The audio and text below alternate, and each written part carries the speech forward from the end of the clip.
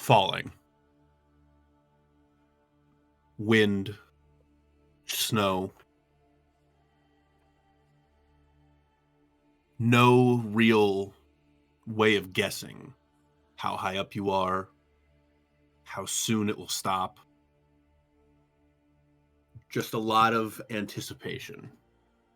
And however each of you might react to that anticipation of just, there's no point trying to anticipate it, so relax, or consistently anticipate it so that when it does happen, you're ready. Each of you has had a massive fall, a grievous injury at the hands of Oral the Frostmaiden, the individual who has been plaguing these lands. And some of your quarries.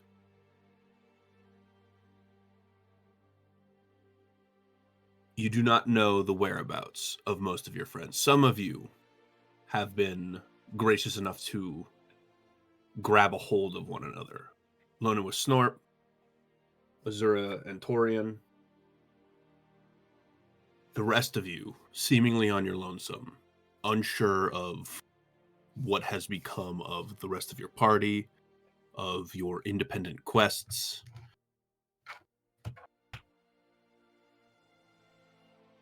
As we watch you scatter, we see the wind whip, white out the screen and everything, unable to hear anything. And we will cut to about a month later, where we see stone walls, iron bars, guards upon guards, icicles hanging from the windowsills, redoubling any amount of bars that are there. Way up near the top of this icy prison, in a cell, not by herself, but we see a young tiefling woman. Would you like to describe how Anne looks now and what she's been up to while she's been captive here in Revel's End? Prison Anne is changed. Her hair's grown out. Like, her bangs have grown out, but her hair's been cut. Missing a horn, half of a horn. And she's absolutely shredded from her training with Kai, her roommate. Would you like to describe the kinds of training that you were doing with Kai? She's been meditating with him, reading Mastery of the Mind and Self, and also during their yard time, he's been teaching her how to use her grip to be a little more precise when she's swinging things around.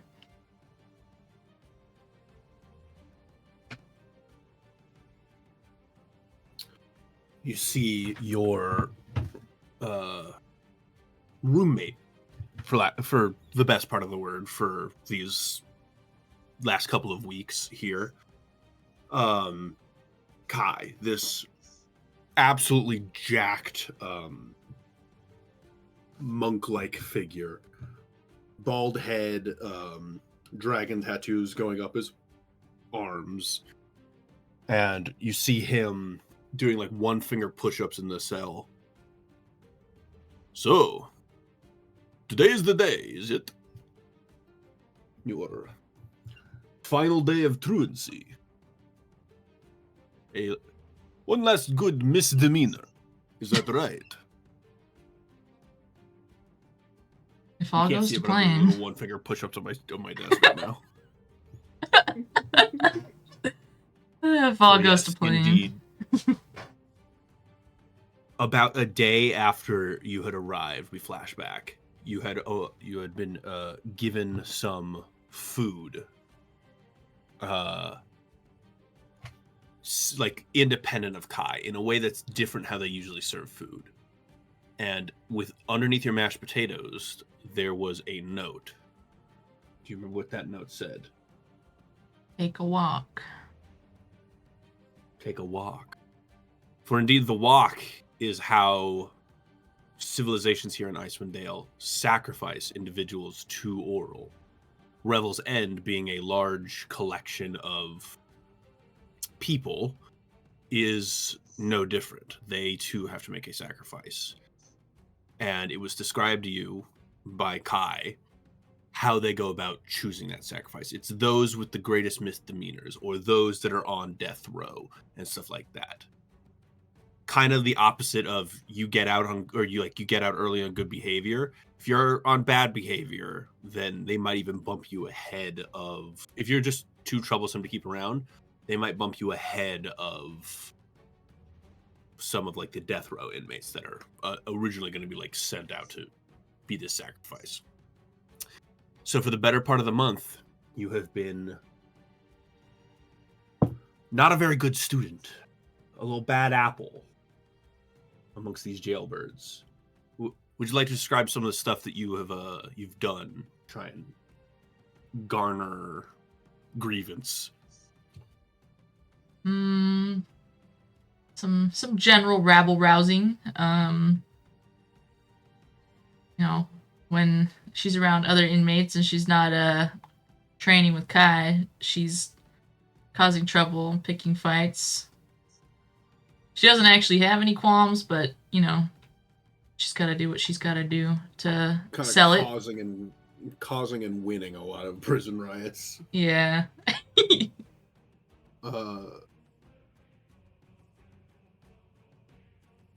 Yes, Giving the guards terrible nicknames. Mm-hmm. You and Kai are in the yard for like what you guys believe to be is your last yard time before the decision is made as to who is getting taken out for a walk. And just like before, they have these like large chunks of ice that have formed over a couple of weeks of just being in this place.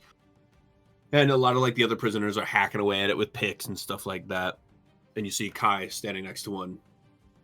Show me. Let us see how far you have come. I'll show you how great I am. Are you going to try and break it? Yep. Can you give me and I'll let you make the decision, is it athletics or I'll let you make a charisma or wisdom check as well. You can use either strength. You can either use strength, charisma, or wisdom to make this athletics check. So if you have proficiency in athletics, you can just add proficiency to any of these checks. Okay.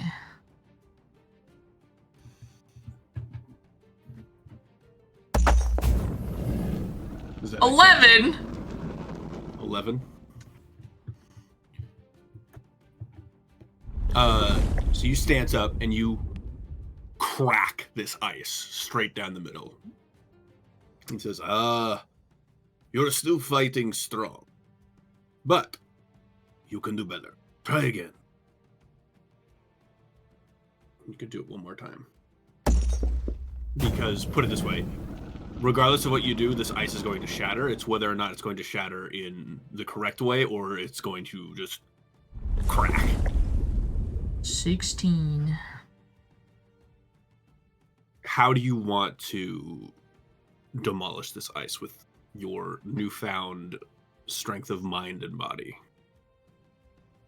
feel like she's gonna follow all the way through, like with the swing. Like the pick's gonna get caught in the ground, and the ice is just gonna poof. You swing this pick as if it were your hammer, and you strike the ice in such a way that it's the force of you being transferred through the pick rather than pointy bit into ice that is doing it. You could even be doing this with your fist if you wanted. And just suddenly there's these weird, like, cracks that begin to form within the ice, but not on the exterior. And then eventually they all reach the exterior, and it just turns into, like, snow cone levels of shredded ice. He says, "Very good. You are ready for whatever may come outside of these walls. Lord knows the walls themselves do not like you inside of them." And then you hear like a whistle go off. It's like, "All right, everybody, into your fucking cells." And then you got kind of get some stink eye. It's like, "You're not gonna like what comes next, lady. We've had enough of you here." And this is probably one of the guards that you've given like a weird nickname to.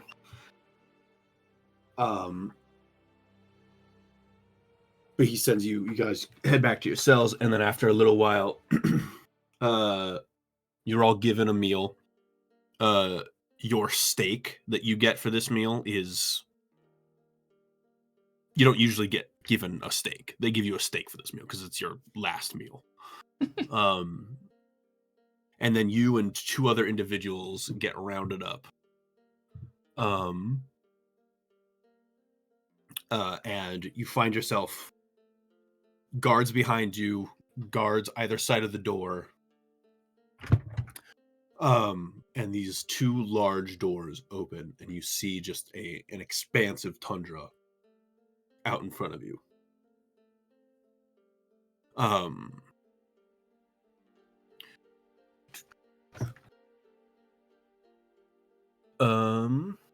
You see next to you is these other two individuals, the guards holding out like their hands like baskets, and the other individuals begin taking their clothes off, and then another guard approaches you and holds out a basket.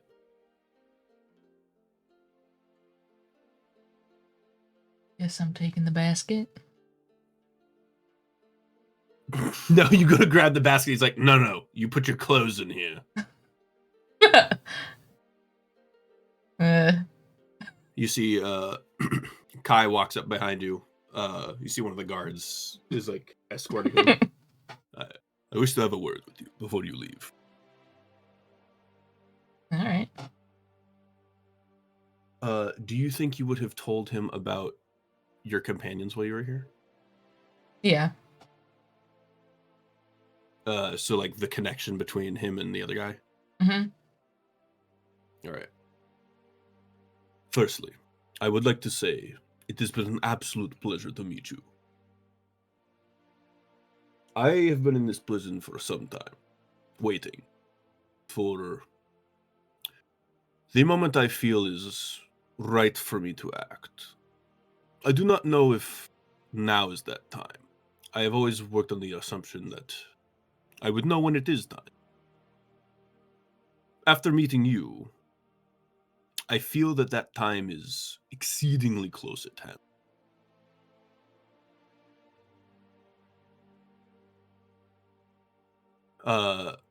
He like puts a hand on your shoulder. He's like, "You are an excellent student and an even more frightening person. I dub you Anwir, Bar Breaker. It is a meaningless title coming from me, I think, because I am not the head of my tribe, and, well, I now know that I am not the only one left. That being said, I would like it if you could give this," and he hands you like a folded up piece of cloth. If you could return this to the cap, I would appreciate it. Of course. Anwir, Barbreaker. As free or as tied up as only she wishes. And then you see the other guard like kind of like tugs on him. He tugs on him, but also this is like a fully grown, like trained like prison guard. He like goes to tug on this guy, and he almost looks like he's gonna throw his back out doing it. I was just like, yeah, yes, I'm coming. But yes, you go back to the other guard, and he's like, "We'll let you take that with you, but the rest goes in here." All right, all right. Individuals are like shivering next to you. So yeah, you strip fully naked. As you begin to walk out into the cold, the other two absolutely freezing next to you, and you're just like, it's a little nippy. And you see that like a bunch of the other prisoners, like from the cells up, are giving you like cheers and like woo, because I think they're not cheering for you being naked. They're cheering for you like because I think some of them know what your plan is, unless you think you only made enemies here. Her only friend probably would have been Kai. Everybody else, I don't know. She wouldn't have been interested in making friends. In that case, they are probably like hollering at you, like, "Yeah, get her out!" But you see that Kai leans out a window and says, "Perhaps as free as she wishes was a little too on the nose, eh?" And he just flipped the lack of clothes. Farewell, my friend. If we meet again, it will be too soon. And yes, there's this large expanse of ice in front of you. And the other two begin walking forward.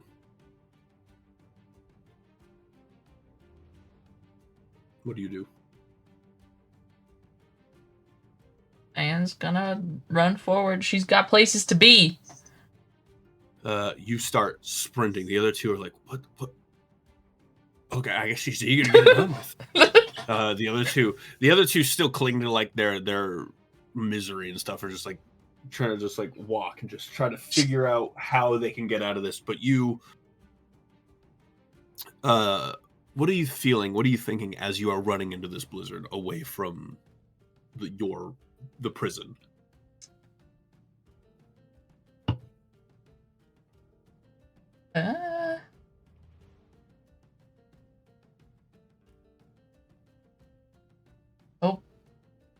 Jogging doesn't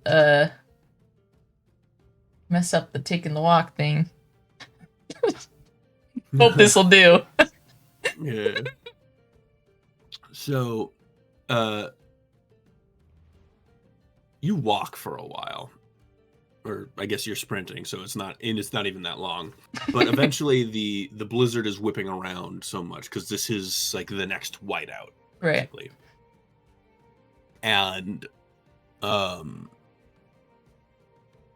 to the point where you can't see the prison anymore. They also can't see you, and then suddenly you begin to see these weird dark silhouettes appear in the snow in front of you.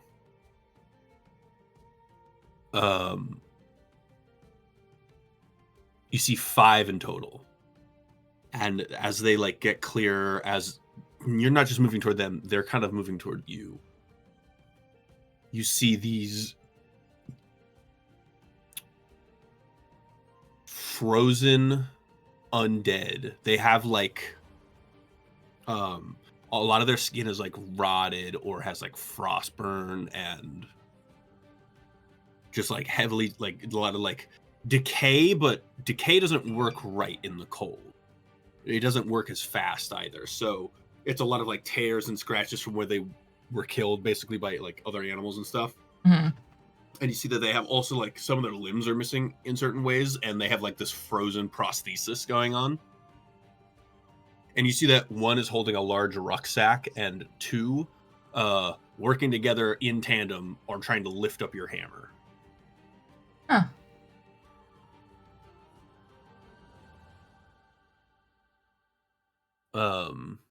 You see that the one holding a rucksack kind of holds out the rucksack toward you. She's grabbing it. Inside the rucksack, You find all of your belongings that you had previously that for whatever reason would have been in lockup in the prison. You will also find a note in there, as well as a separate bag that contains 1 scroll of scrying. Your hammer is now a +1 hammer, and in the bag is also a Chardolin. It looks like be a Chardolin whistle. +1 hammer. Write that down. Write that down. Scroll of scrying. Write that down. Write that down. Yeah. You said a note and a Chardolin whistle. Mm-hmm. And then one final thing. Are there clothes in there? Yes, it's literally all of your stuff. Woohoo! As a matter of fact, kind of similar how you open the chest in the first episode. Your clothes look like whatever clothes you want them to look like. All right, cool. So if there's a style change, you got that. Yep. Style change. One other thing that I don't know if you know what it is. Like basically everything in this bag was not a part of your kit originally. Mm-hmm. However, this other thing is not in the bag. I don't think you know how you got this. It's with the rest of the stuff implying that the guards took it off your person while you were unconscious. Uh-huh. It's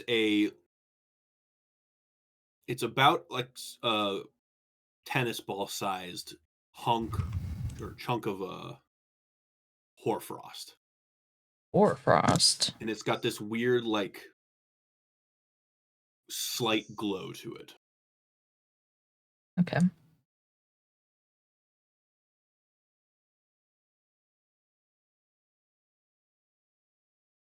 Noted. As you get dressed and equip all that you have, you pick up your hammer again. It's got the same heft that it used to. You see that the undead, the one that was holding your rucksack specifically, says, "We have upheld our end. Now he must uphold his." And then for a brief second, their eyes flash this like bluish white.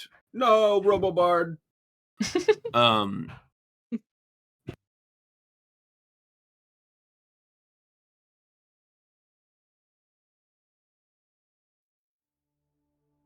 Their eyes flash this like bluish white for just a second, and all in unison, they turn in a direction and begin walking in unison off in a direction.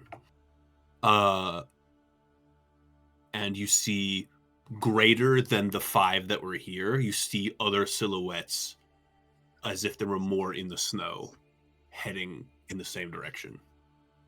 What the hell? But yes, you are here. You have all of your stuff. You're in the middle of this blizzard. What do you want to do? I'm gonna read the note. Of course, Rez, I took a bite of pizza.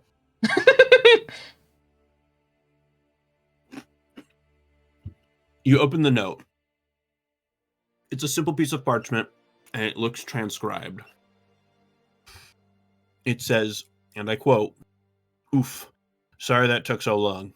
That jailhouse was a bit thicker than the last one. It's not much, but I hope this will work as a peace offering." And this note was like in the bag. Mm.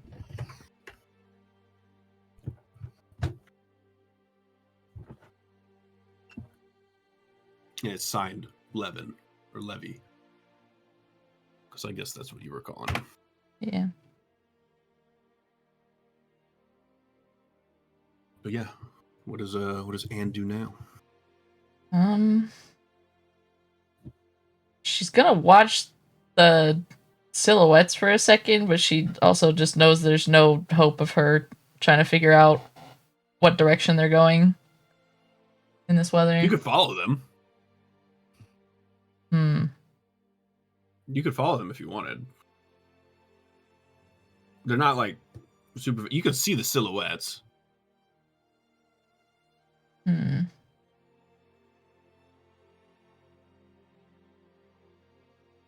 I don't think you'd be able to know if it was like north, south, east, or west. Yeah. But you can see them moving. What is this list? I'll try the whistle. You produce this Charlin whistle.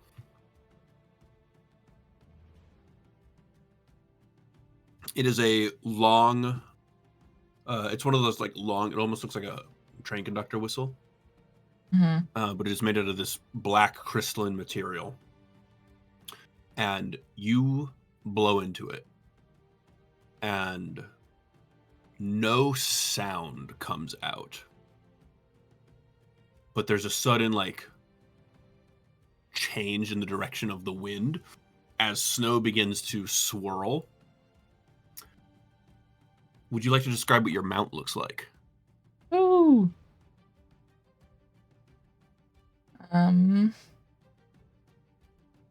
Mount Unless is you want a me to do it, because I've got yeah. You should. You'd probably do it better.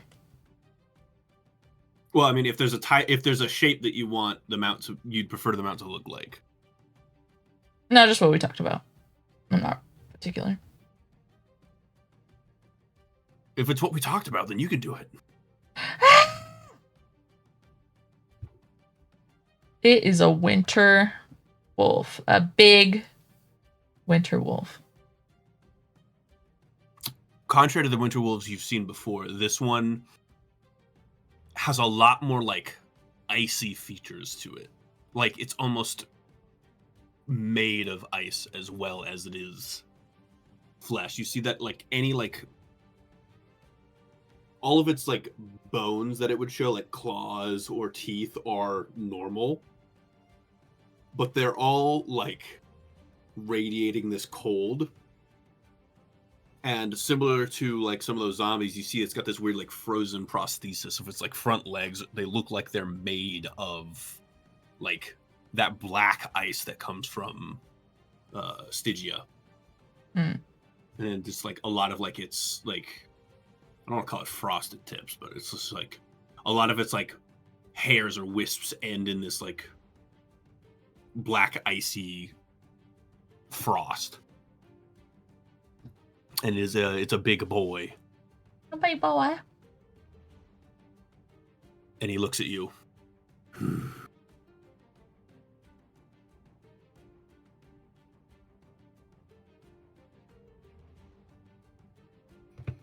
he's just waiting. She's gonna hop up. He lowers his head. You hop up onto him, and now you need a direction. She's gonna follow the direction that the undead are going. You start hauling ass in the direction of the undead. Atop your new mount, and as you shove off into the white, the wind whips and whirls, and we pan far across the region.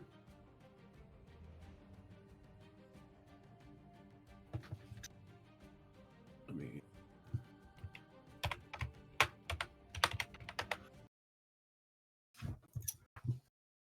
Where's my other thing?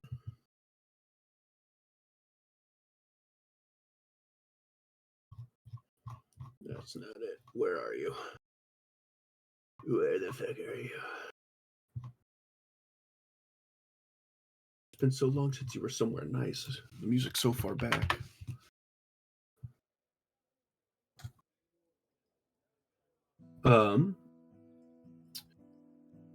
We whip all the way across the region to the spine of the world, where we see two individuals. This is also in the past. This is like right after the crash happened. You both have awoken in this place already. And you've met some individuals. You've probably been here about a day or two. Torian, you are still heavily bandaged and splinted. And Azura, your injuries being lighter but not insignificant. Like, you still have bandages on your head. You're still getting like checked up every day. Make sure like your concussion's not getting worse or anything.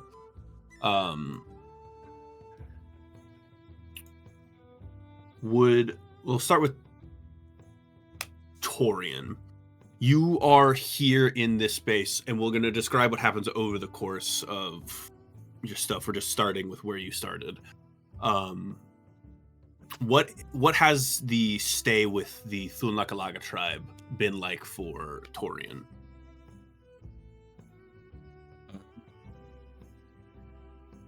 I think a lot of training and also just kind of reconnecting with like clan life, enjoying being like a part of a group again, like the clan wise. Yeah. I think you've been, like, as your healing process began to continue, you started doing the whole physical rehab and stuff. And I think the people you would naturally be doing that with are probably like more of the warrior types of the Thunlakalaga tribe. You've probably been interacting with the youth a little bit as well, because they do a lot of sports and stuff. They play goat ball, and so yes, you've gotten yourself, over the course of like a month and a half, you've gotten yourself back to like a physically working state, and you just begin training really hard with these guys. Do you have any interpretation of what you would be doing to be training?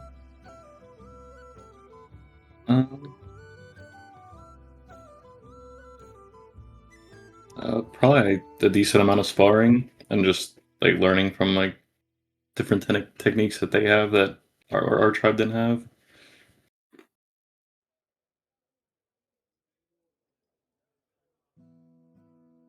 Yeah, so you begin training with a lot of these people, including and unfortunately I forget the name I gave him. The chief that you talked to, who is also a werebear.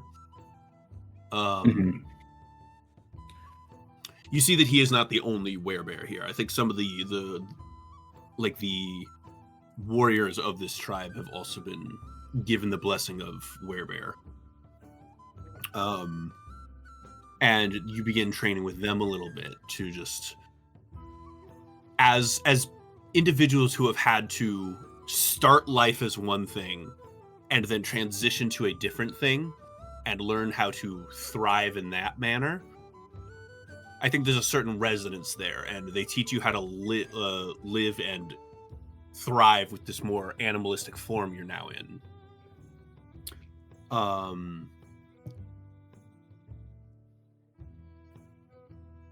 A lot more training with like your claws and showing them how to use them better. All right, so I'm going to send you a screenshot of this. But over the course of your training with these warriors, you now have lion strengths.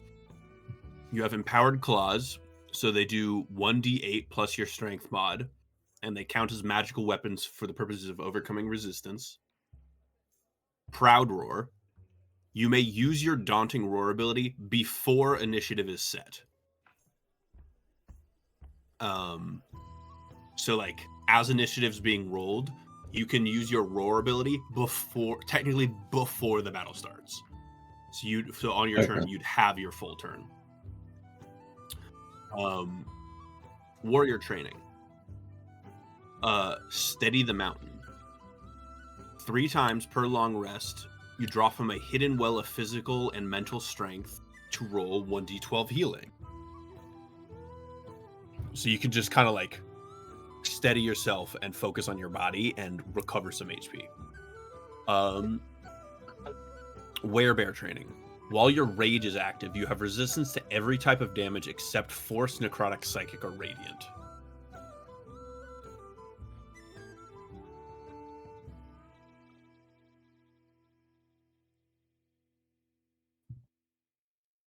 No, Let's take a screenshot. Yeah. Point.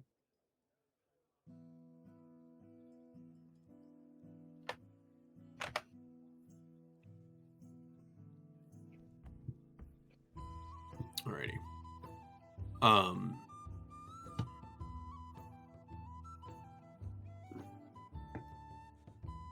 But yes, you see this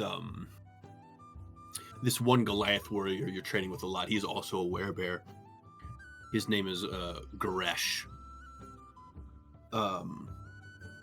He and you are sparring like this morning as you usually have been for these past couple of days. He's like one of the bigger guys here, so he's able to like help you, who is also just large mass and muscle.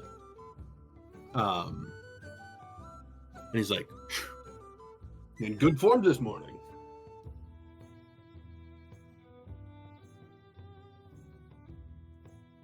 How are you feeling? I'm feeling alright. I feel like we could accomplish more in the time we had, but this will do. Yes. Well, yes. Have they asked you about the summit yet? It's been mentioned, but not much. We are attempting to end a long-lasting feud with a neighboring Goliath tribe. There's to be a peace summit, or at least talks. We've had them before, but they usually tend to get a bit rowdy. We're hoping that you and Azura as emissaries of kind of the once peace brokering, or at the very least judicial Dragon Tribe, would oversee the summit as at least a neutral party.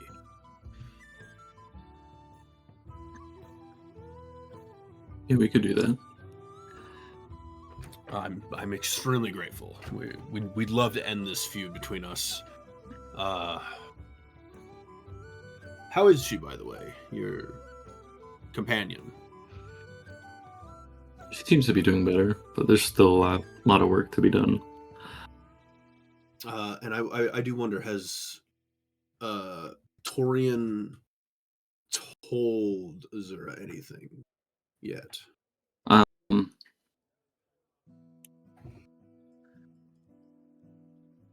I would say not the full truth, but I'm sure there's been whispers around the tribe that she may have gotten some hints. I see. All right.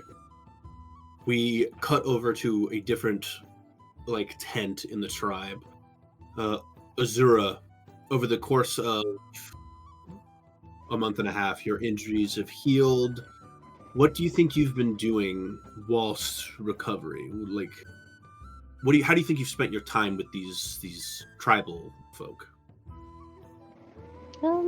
I mean, I guess she has been taking the time to, I guess, develop more on her druidic stuff, but also trying to learn more about where she comes from, or rather where she came from.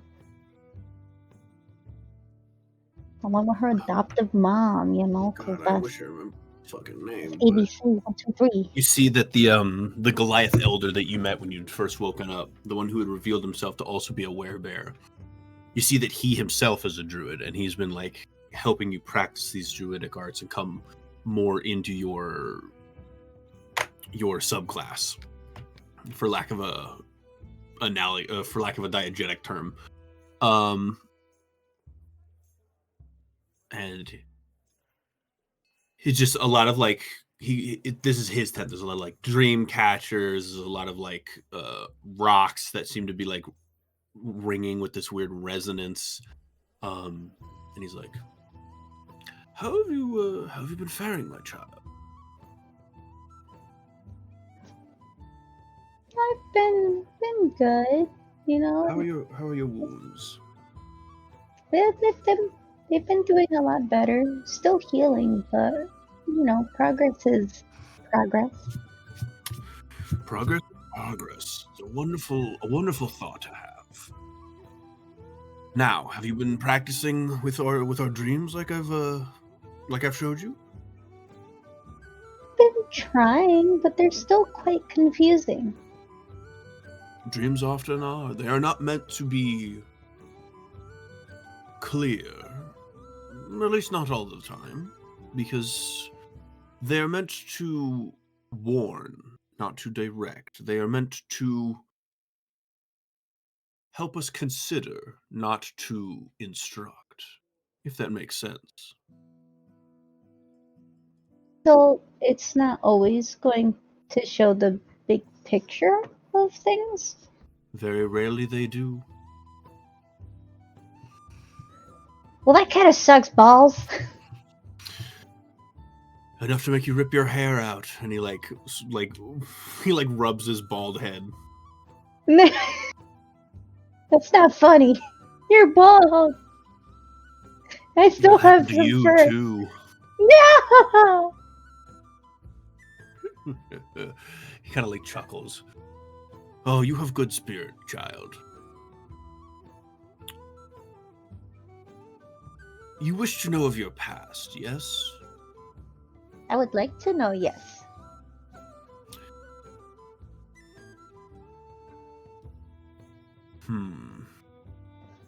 I myself do not know if I am overly qualified to speak on all manners regarding who you are. I have a strong hunch. Though your connection to Vokia is more evident than my hunch might be correct.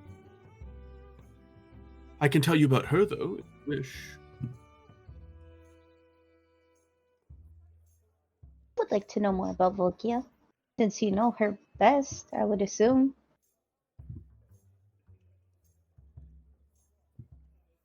Well, my personal experience with her was brief but unforgettable. Where the heck is it?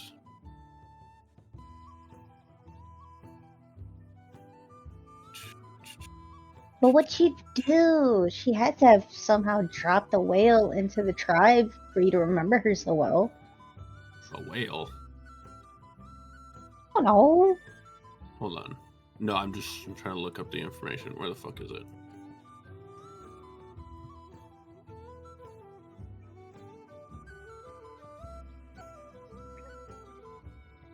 Oh, yeah. Oya Minotauk is what we call her. The Winter Walker.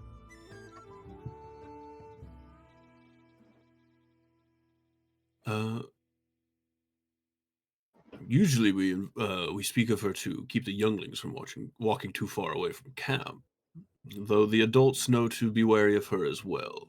She is no myth, as you know, you were raised by her. She was a balance keeper in this realm. She never let too much chaos beset the area. If anything was wrong with the natural order, she would seek to remedy it. If there were monsters out and about and going on too much of a spree, she would cull their numbers. If our tribes were beginning to get too heated and it was affecting the area around us, over time she would put us in our place. Should tensions rise between the 10 towns and the tribal areas, occasionally she would step in to mediate, but more to de-incentivize. She was a force for good in this area, and well, she, in a somewhat mentor-like state, she trained others to be the same. Anyone she saw metal in, anyone who impressed her with their fighting skills and their heart, she gifted the blessing to. She sounds pretty cool. But how come you say like her deeds in past tense? What, like, does she not do it now anymore? Nobody has seen Vokia in, I don't know, 15 years or so, I would say. That's quite a long time. It's hard to tell. There are always rumors of a werebear doing something, good or not, but it's hard to pick up on whether or not it was her, because she would make werebears based off of who else is good. A werebear doing good no longer just signifies her. That is pretty confusing. Yes. I will say, though, her absence has been felt. It is why tensions between our two tribes here have been growing. Is there any way that you guys can, not have tensions? If only it were that simple. It seems that either side is of the belief that this is an ancestral feud between our people, and one that the other side started. I myself am self-aware. I myself am aware enough to know that our stories on the matter don't always make sense, but neither do theirs. It's just no, he started it situation.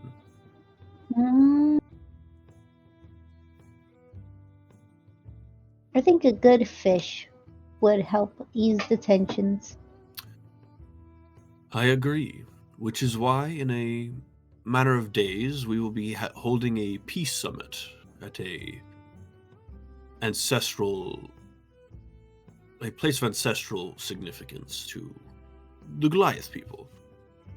We were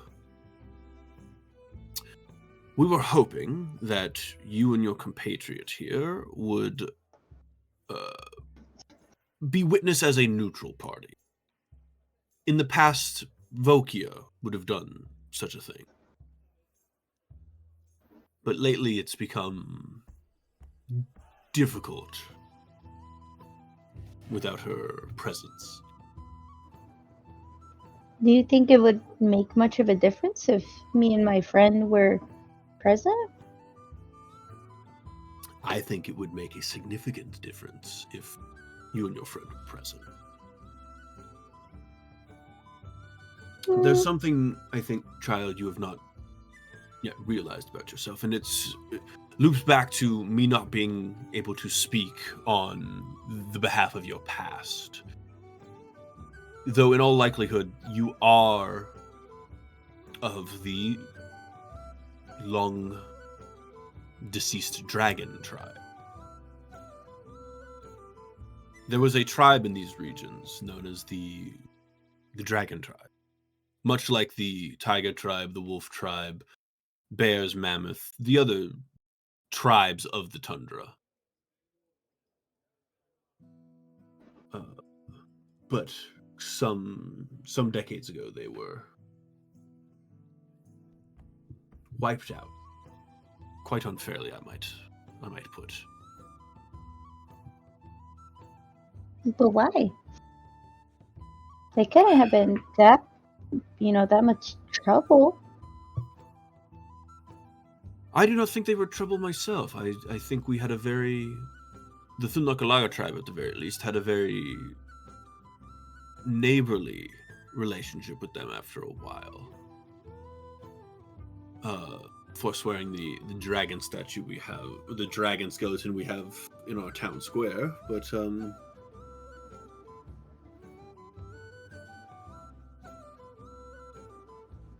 There is a rite that all youth of the dragon tribe would take. It is a rite that they adopted from our practices. We have similar rites here in the amongst the Goliath tribes.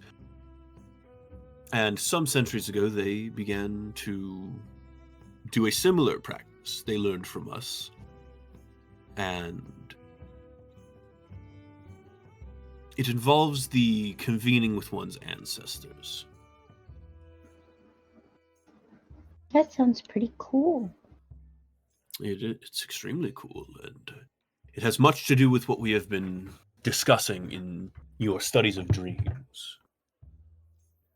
For in dreams, we can manifest these things better.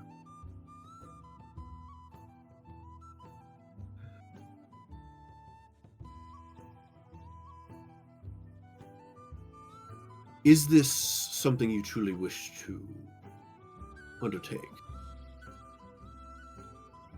The right? I mean, The right, yes. I would You do not like need to to. if it means getting, closer to knowing the truth. Very well.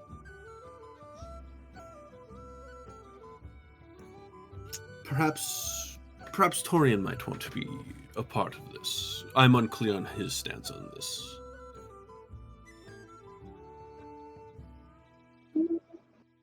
I mean, it would be nice to find out. If he doesn't want to participate, that's okay. He doesn't have Yeah. to. So you have yeah. So what do you want to do?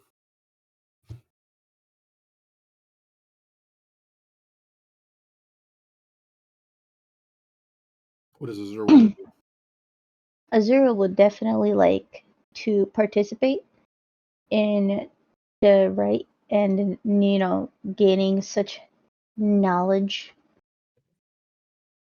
Okay. You see that the elder here takes you to a cave along the length of the mountain. You've like left town for a little bit, and there's this cave with all these like tapestries and like little ropes and adornments decorating the exterior of the cave. And I think they told Torian would have also been told that this is a thing that's happening, so he can either be here if he wants to, or he can continue sparring and let this just be Azura. Do you have input on that, Torian? I'd probably go in and just watch. I'd stay out of it, but just Yeah. at least be around for it. So yeah, Oh my god, you're you're gonna a supportive friend. you're gonna stand next to you're standing with like the Goliath elder, and the Goliath elder gestures to the cave, and it's like inside the cave, it will be very dark.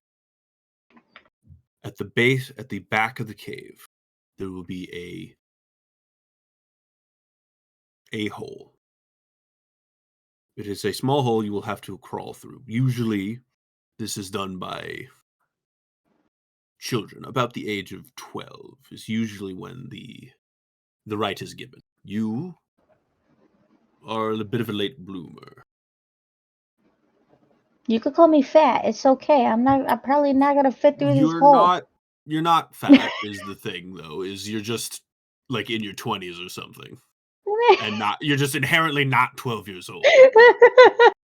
You're 7 feet tall. You're as tall as me. This hole is gonna make me feel like I'm fat. It's okay. Sure, whatever. If that's what you want to take out of this, go ahead. But even if you cannot see where you're going, trust that the tunnel continues. Just as in Well, I would life, hope so, trust that it because I would hate continues. to get stuck in the hole.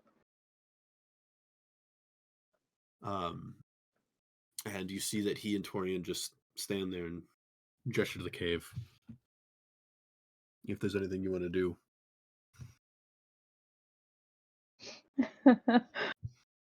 Azura walks up to Torian, gives him a head pat, and proceeds to say, Torian, if I don't make it out of the hole, please bury the book underneath my tent.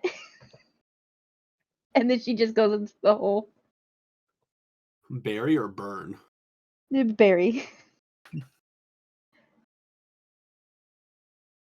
Azura parts you with those words. And then just Then you goes see into the the Goliath hole. Elder looks at Tori. It's like the book under her tent. Thorin just shakes his head. It's not even anything serious. It's just a random book that she made herself in her free time, and it just has random doodles of absolutely nothing. But she takes it so seriously. Yeah, she's got a secret art book. Yep, a secret art book of meaningless doodles. Half of them You are just walk- lines. You walk into the cave, and just as he said before, there's against the back wall of the cave, you crouch down and you can see that there is a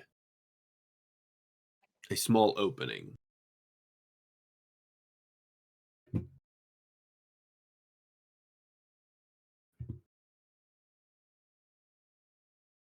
What do you do?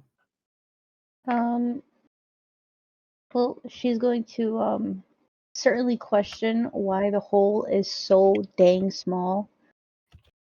But she does her best to to crawl into it. Excuse me. Kind of like, I guess, flat, like trying to squish herself against like a part of the surface to try and make the shuffling a little easier on her part. Mm-hmm.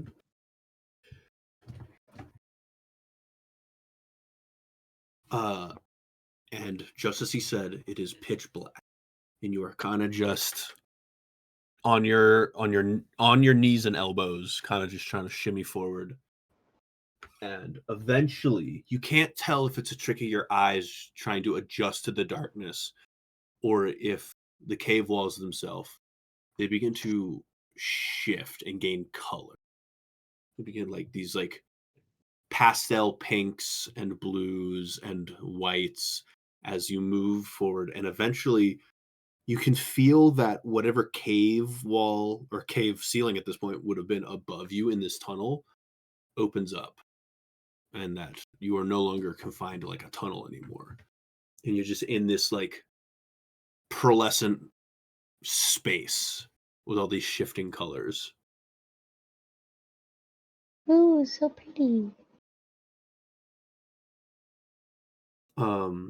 You stand in this space, and eventually all of the colors begin to shift and part, and just leaving this pastel blue void. And many of the white motes that parted begin recoalescing into these humanoid figures. Think kind of like the Avatar state. Where there's just these rows and rows and columns of humanoid figures appear before you, and a lot of like this like white and pink motes coalesce into this one larger mass behind all of them.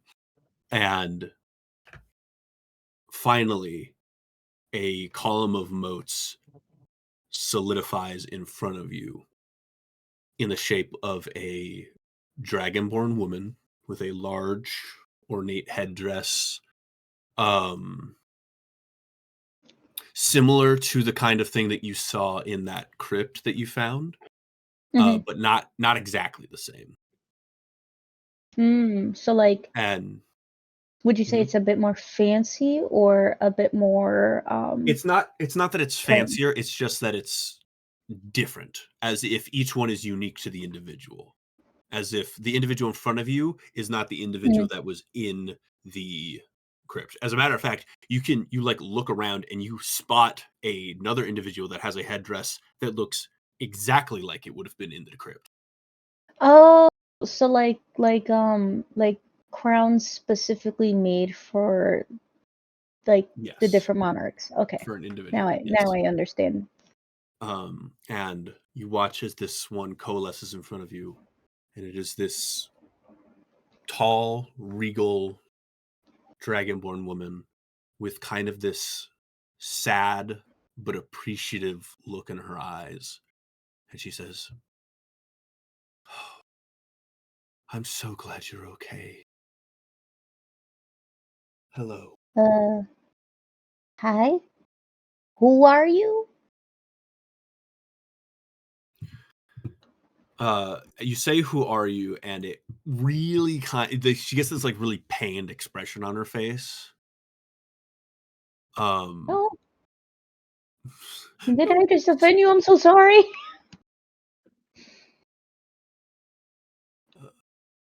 give me 1 second. Do. Azure is meeting her mom for the first time. Oh my goodness.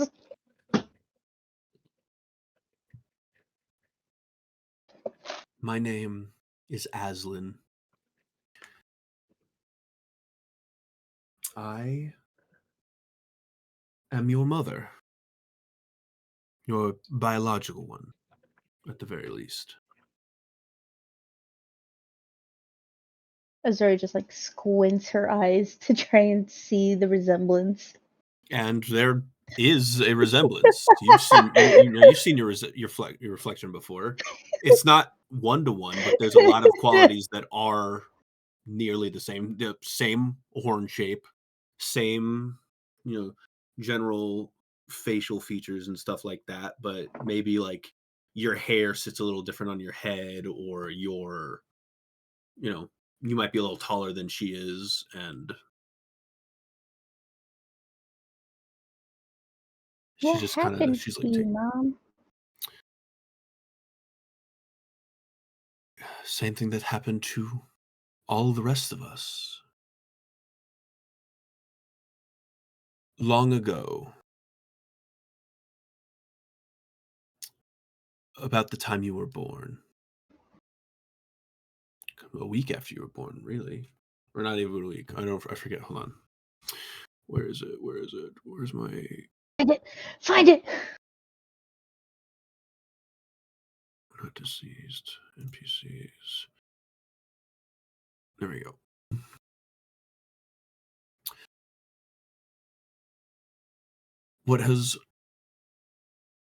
There was a coup. The Dragonborn tribe, our tribe, the tribe you were one day destined to head yourself, was a peacekeeper, a policing force in the area. Under us, the 5 other great tribes. The presence of Oral was one that we combated greatly. However, not long after you were born, on the day that you were to be recognized, we were betrayed, attacked by the other tribes that we thought allies of ourselves. I am unclear on exactly what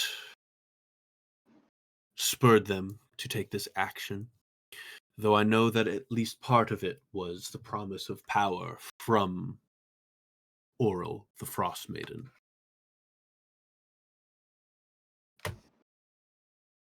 A longtime enemy of our people and of our progenitor.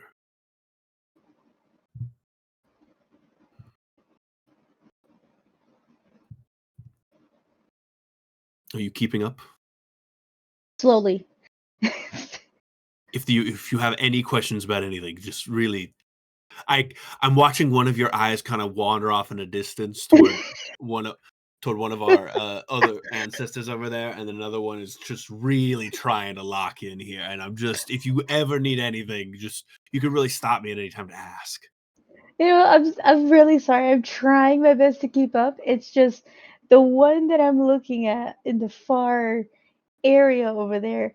I had went to his tomb and I thought about eating the bones for a second until I realized that they belonged to him. You thought about eating bone? Goodness, child, are you eating okay? Are you well? You look a little It's thin. been a it's been a hard time. I'm doing all right. I actually got adopted. Um, but please You continue. did? Why Oh, why exactly did our tribe have to get killed in order for everybody else to obtain this clearly delirious power? Like, who exactly was delusional enough to say, yes, this would be great to just kill off an entire tribe without really rationalizing how everything else would fall apart? that would be Bjornhild. Who's that? Bjornhild Solvig's daughter.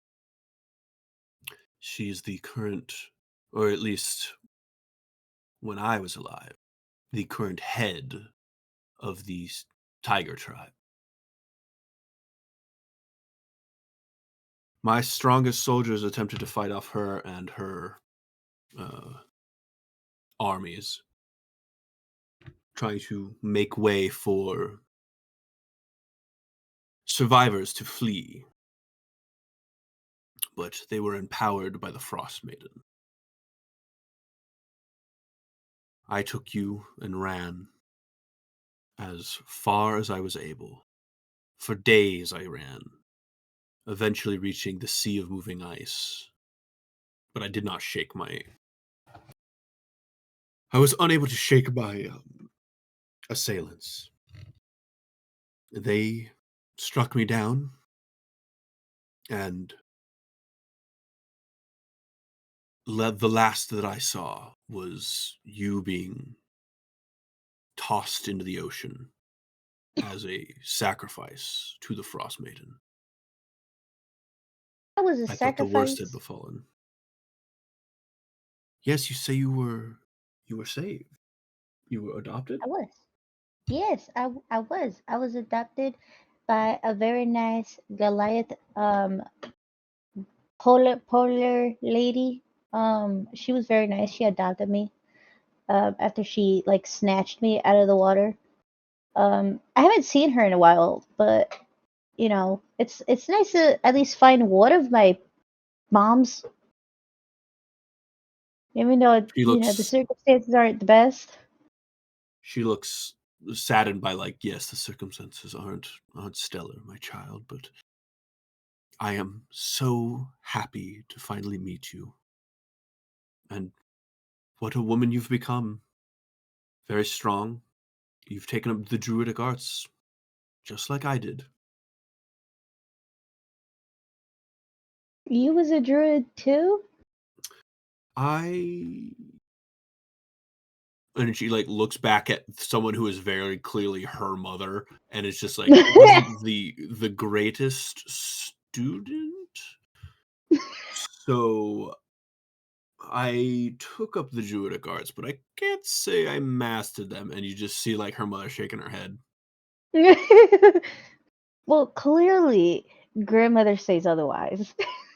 I would assume that's grandmother because she's Yes, over that here is just staring you down. yes, that is my mother, your mother-in-law. Your grandmother. My mother-in-law wouldn't have had a problem with it. My mother-in-law accepted me as I was. And you see off in the distance another. This one's not a dragonborn. This one's like a human woman. Uh, Well, and she's like shaking her head. Yep, like yep, I accepted her. She's all right. She was fun. I feel Um, like there's definitely a lot of family drama and interesting stories to unpack. But I there I are don't even many, think and you there's will enough have time. There isn't enough time right now, no. But you will have so much time to ask us later, whenever you wish. Yay! And through this experience, basically, if you don't already have it, you are going to gain proficiency in history checks and arcana checks. Uh, If you already have proficiency in one of them, don't worry about it. Hold on. Proficiency in which one? History and arcana.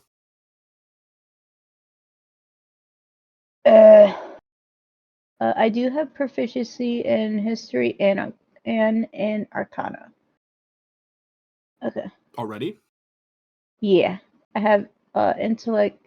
Well, yeah, I have well, the ones in with the red dots. It's on arcana, history, insight, and survival. The red.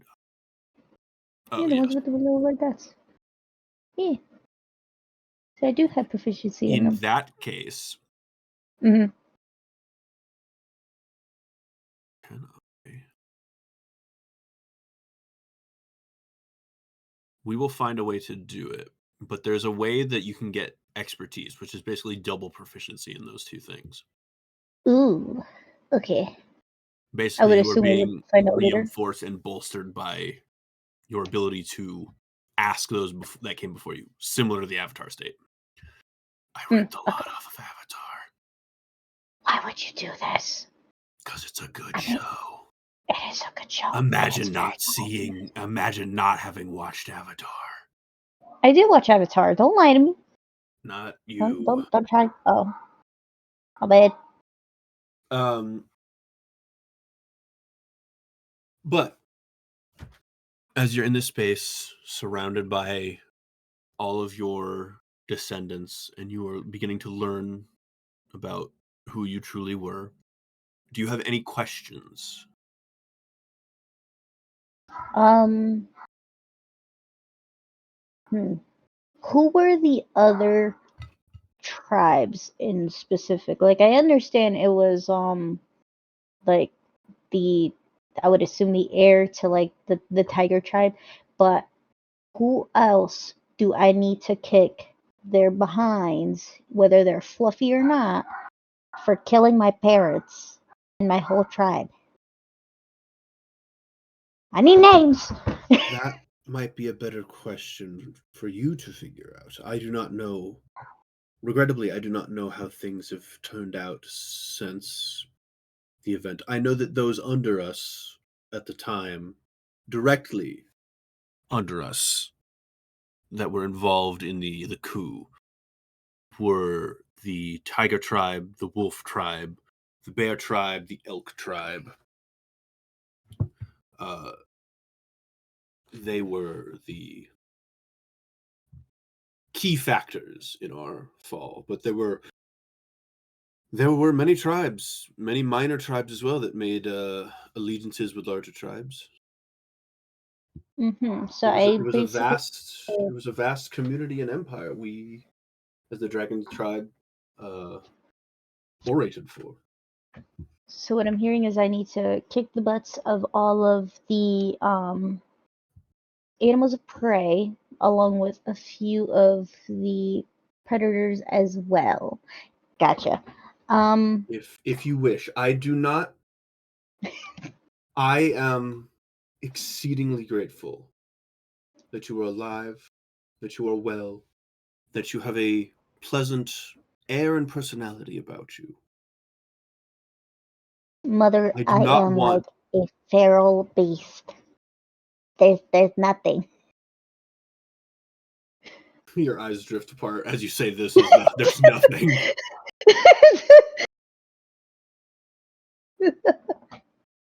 If you wish to continue in the footsteps and honor our tribe,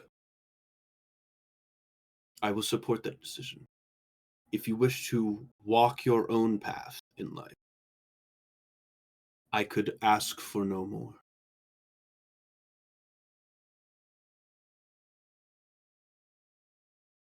Azura know. just does like a little sniffle of appreciation. Just Just know that whatever you choose, your family will always love you and be with you.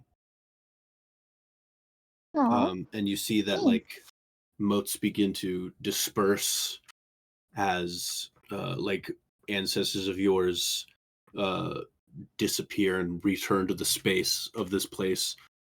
Wait. Yes, I do have one final question. of Um, course. apparently I'm supposed to be like the third party mediator for two Goliath tribes. I like it's Hmm. the first time. Like I need advice. My advice, I myself have never had to do this, but my grandmother once had to mediate for the tribes as well. It was the duty of our people to police the area and act as a neutral peace-seeking party. From what I have been told by her, and as a matter of fact, I can just and you see that some of the motes recoalesce, and this stern-looking dragonborn woman, it would be your great grandmother. Oh no. Comes down and is just like, bunch of nonsense. A lot of them. They don't even know what they're fighting about. They're just fighting for the sakes of fighting.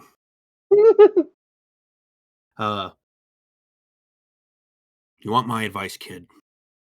Yes. Just you seem like you got a good head on your shoulders. Listen to both sides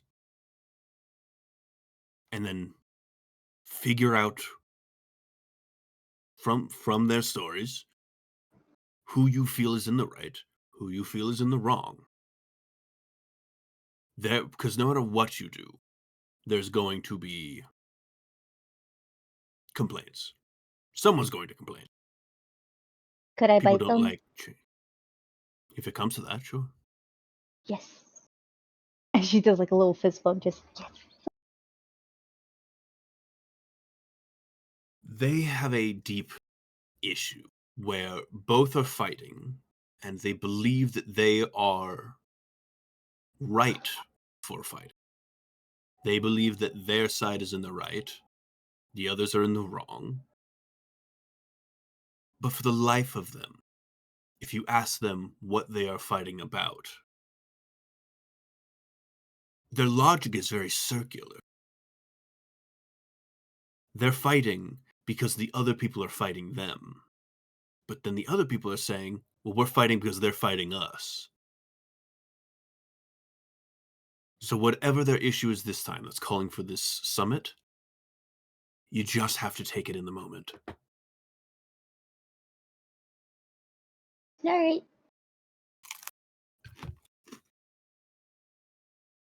And then she like smacks you on the thigh and says, and eat more. You're too thin. And then she disappears. Plenty. She yells at the moats. You see that your mother puts her hands on your shoulders and then goes to like give you this like big hug. Oh, you best And then, bet Azura is definitely taking the hug and returning it. I'm so happy I finally got to meet you. Will I see you again? Of course. Yay. I hope I'm not dead in that time. That would be really No, I bad. hope not as well. Until next time, my daughter. And then Bye. she just melts into motes. And this large, like pink and white, like form in the back, like the white, it's mostly like these like pastel pinks that form this large figure in the back.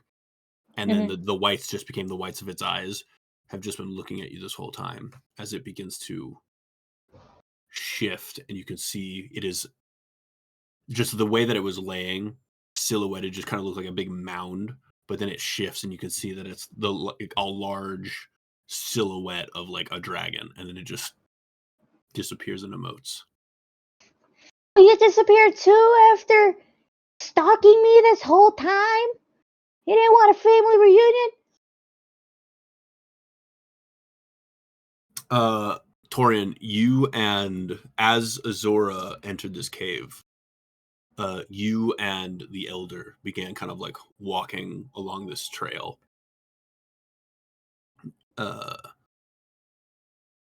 Is there anything you are discussing with the elder, or do you think you're just walking in silence? Probably discussing the summit and like, the result of it. Best case scenario, we resolve our issues and reunite as one tribe, though both tribes seem to not understand that they are the one who has issues. So the likelihood of it is slim. I'm sure we could figure out something. I certainly hope so. The world, certainly the region, is not so kind as to allow for a divided force like this, as I'm sure you may know. Yeah. There's much bigger issues to worry about than the two clans fighting. Do you have plans for after the summit? Do you know what you and your companion are to do? We're probably trying to find the rest of our group, and You think them alive? I would hope so. Many of them are strong. Hope is a very powerful thing.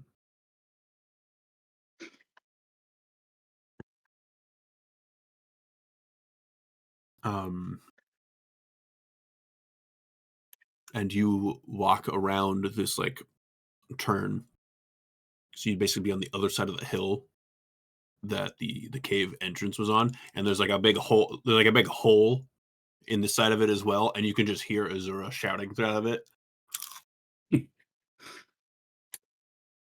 I'd say she's just about done.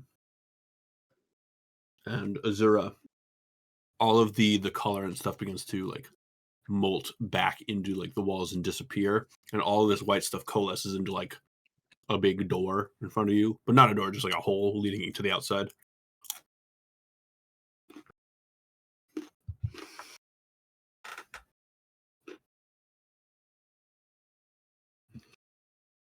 And she's gone.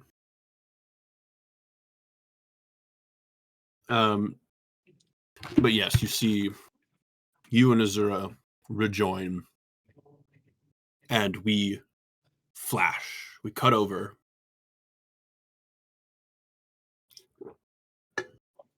to, let me grab the moment we've all been waiting for.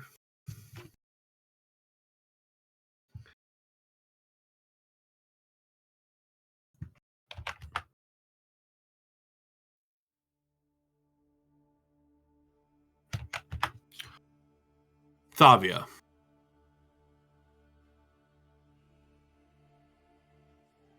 Yeah. Last you saw, you were in Targos. Face to face with the Frost Maiden, who had descended in the midst of the Berserker attack. You and your friends whipped up into the sky, them disappearing amongst the snow and clouds and wind, not knowing where you're going to land, how you're going to land, when you're going to land. But you do land, and you land hard.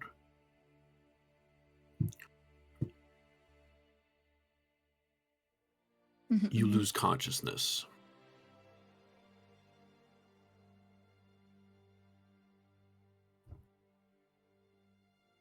Is there any thoughts going through Thavia's mind as she is falling, or perhaps after she has lost consciousness? Kind of like how do I want to say this? Not in a child way of are we there yet to the ground, but like when is this going to be over, and is this going to be death, and can it just happen now and not prolong, I guess. I see. Much like the others, but this was narrated fucking 2 months ago, 2.5 months ago. You begin to awaken. You wake in a warm but small yurt. You can see your belongings nearby. But no, you can see your belongings nearby, but you can't see your spell book, and you can't see any of like your tools or weaponry. But like your clothes and a lot of like your other items are nearby. Mm-hmm. You are on a small cot, wrapped in animal pelts, mostly bear pelts. And as you attempt to move, some of the pelts like fall off of you. Your body screams in pain as much of your bones were broken, and a lot of your muscles are just wrecked. You get this like splitting headache. Your vision goes blurry, and you notice that one of your legs is in a splint.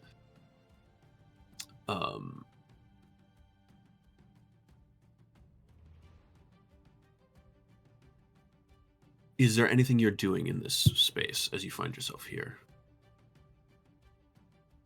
Just kind of observing this scenario, or excuse me, the scene around me, trying to like figure out where one I am, to who helped, because thank you, and trying to figure out like how long ago everything happened. I guess just like trying to put the pieces together at this point.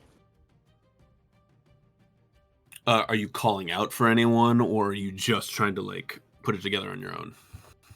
Put it together on my own at first, because again, like, I mean, you didn't. I mean, I could call out for people, but Right. no, No. just in this moment, like, just trying to put it together myself. Over time, you see that like a woman comes by to like she comes by with like a pail of water and like a rag to like kind of like wipe the sweat off of you, and she sees you're awake and says, "Oh, one moment," and she like leaves the pail next to you and stuff, and she like exits, and a little while later, this large barrel-chested man comes to the door, not the door, but I guess to the entrance to the yurt, and he says, "Ah, you're awake. Very good. May I ask if you are feeling okay? Do you know who you are?" I know who I am. My body is on fire. Yes. I would imagine with wounds like these, though I must ask how you came to What? get them. Oh. He was looking for the words. You think maybe that common might not be his The first accent language. threw me for a loop. I was like, what did you just say to me? Then you might come to. Come to there. I fell from the sky. The sky? The Were you sky. on one of those fancy airships we've been hearing about? Or Not. perhaps you were picked up by a bird. We'll go with the bird. That makes more sense. The bird makes more sense, meaning it is not incorrect, but it is not correct. Yes. Very well. Before we continue, allow me to introduce myself. My name is Gunvald Hargelson. Halragson. Blech. You are currently in the compound of the Bear Tribe, as you townies refer to us. Townies. Yeah, those of the 10 towns. You are from the 10 towns, are you not? Not quite, but I've come from there.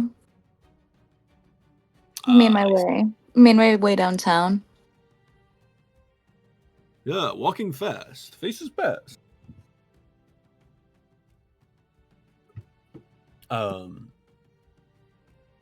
Well, do not worry.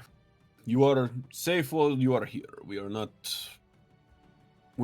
quite like the other tribes. We don't discriminate against the townsfolk. You will be safe while you recover, and then you will be on your way. But right now, it is a bit too unsafe for you.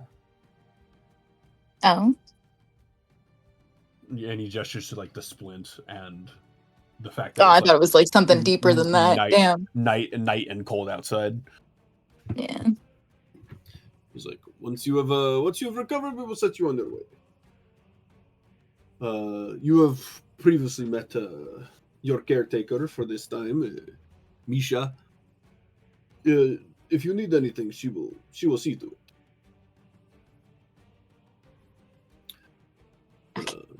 Do I do want to hear more about how you ended up this way? A big bird dropped you?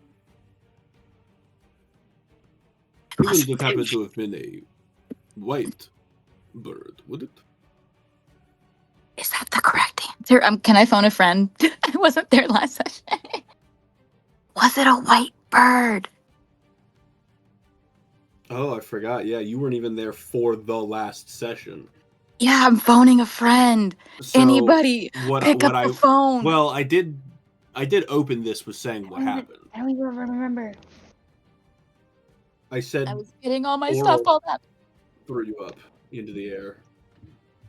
Yeah, I know it was the thing, but I didn't know that they themselves was a white bird. They're not. Where's the fucking...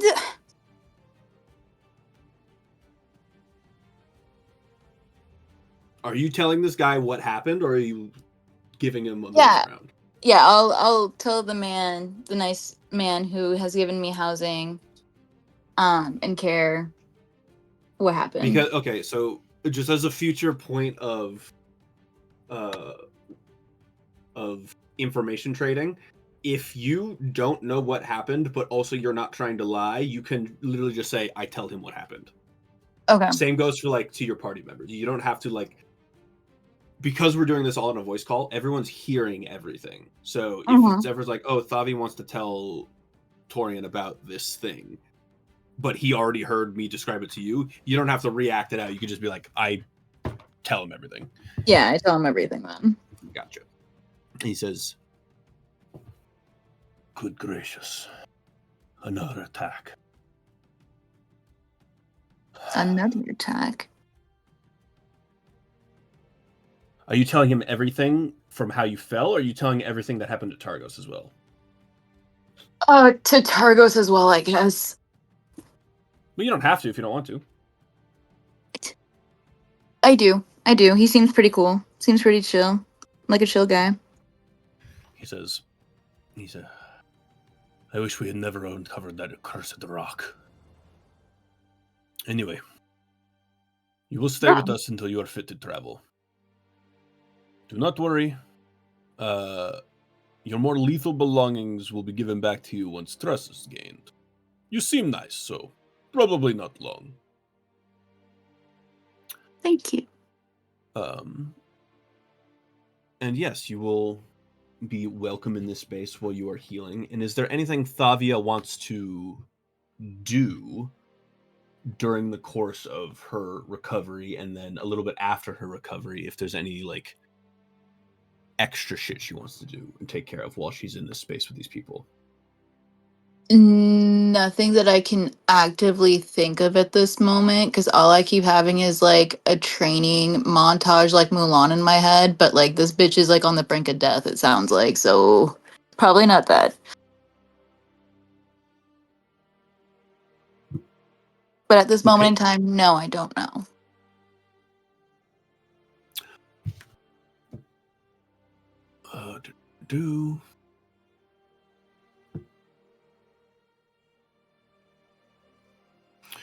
While you're in this place for a little over a month as you are recovering, you learn about just generally the nature of a lot of the tribes and what's gone on in the region over the past couple of decades. You find out that the chief and the people of the bear tribe, despite the general belief that they are aligned with the Frost Maiden, they do not like her. Mm-hmm. They have disdain for her and what her followers have done to the land.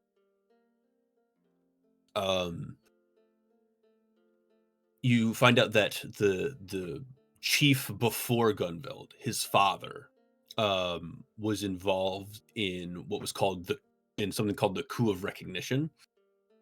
And he says he thought it would place us in the good graces of a deity, but alas, it only left us at the mercy of the tigers and wolves as they ascended to a seat of power.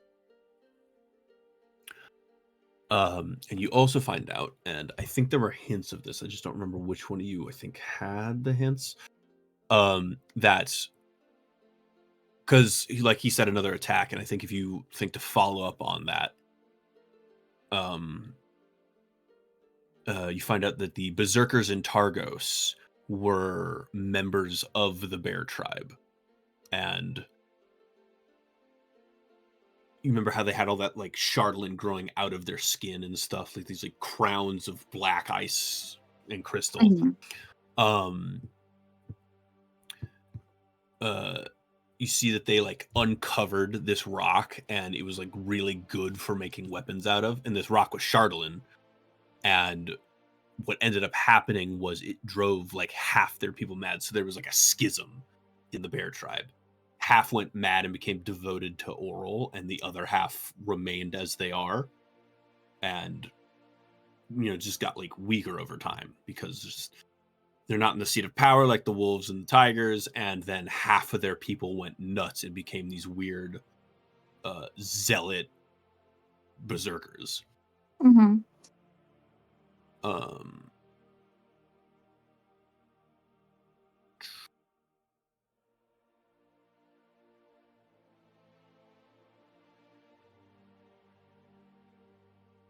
Over time, you heal, and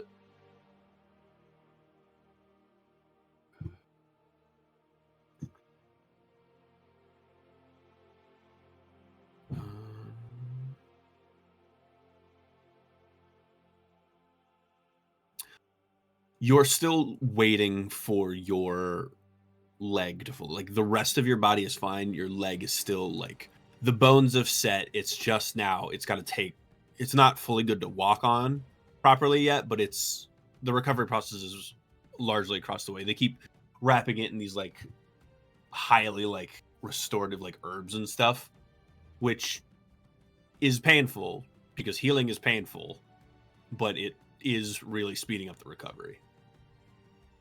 Mm-hmm. And you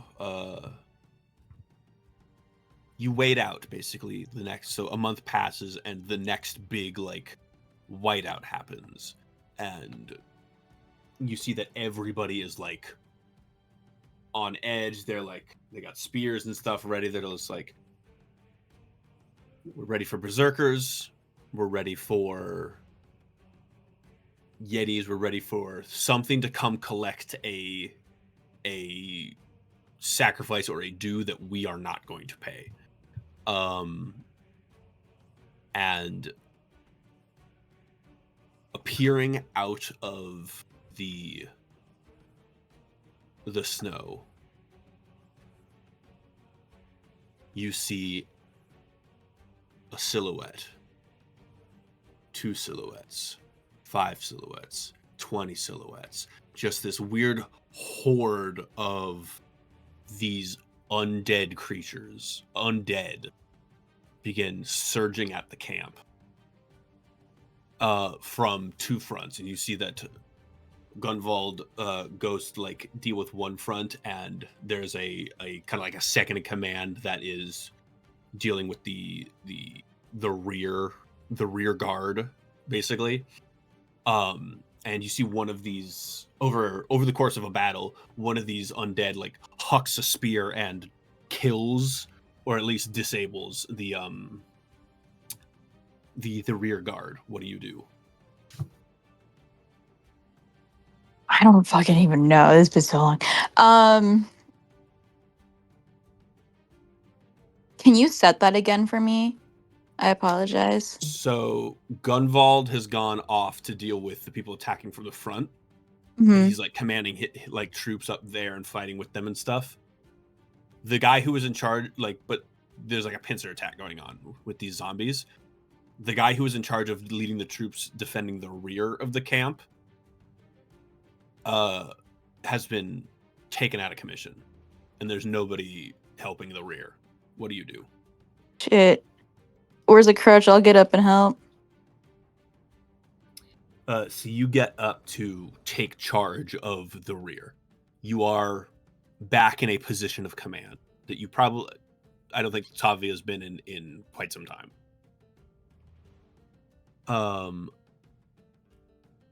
We're going to go through a series of checks right now. I want you to tell me what you are doing, what orders you are giving to try and protect, like win and protect. And I want you to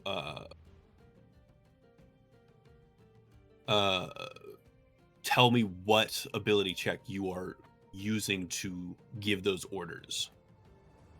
Fuck, I don't know, man. This is weird not seeing it like in like a map.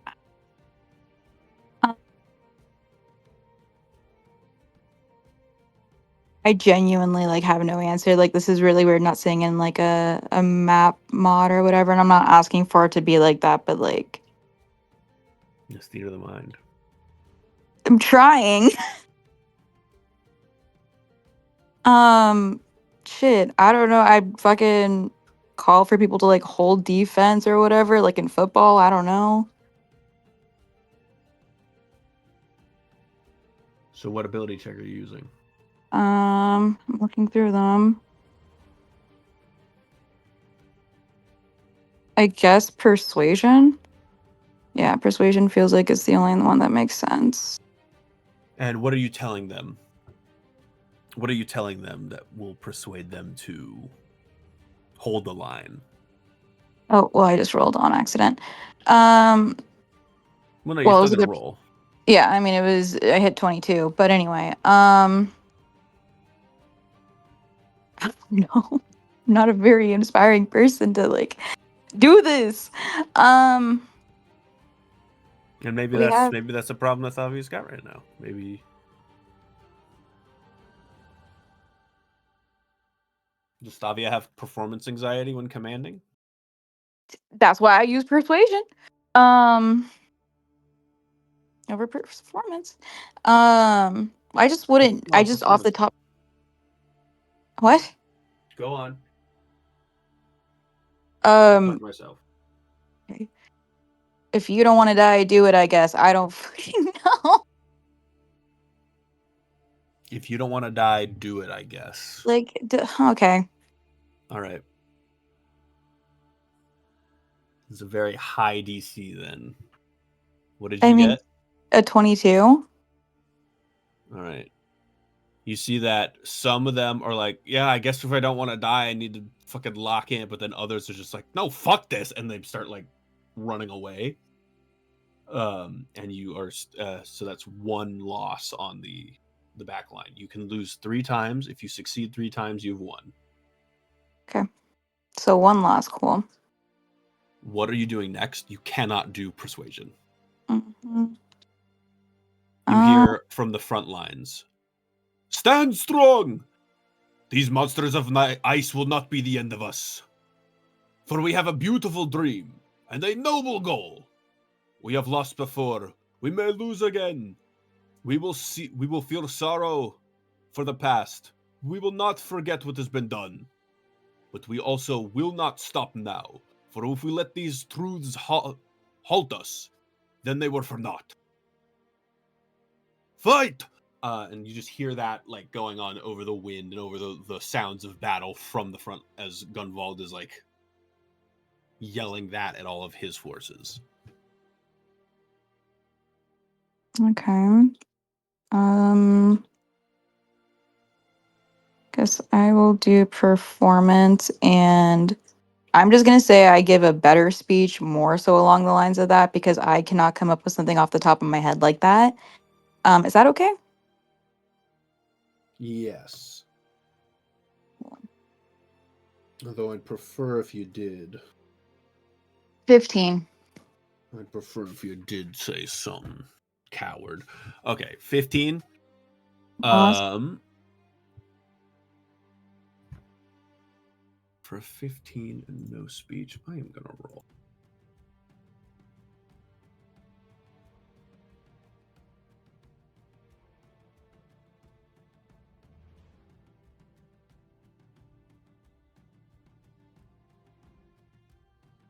Alrighty.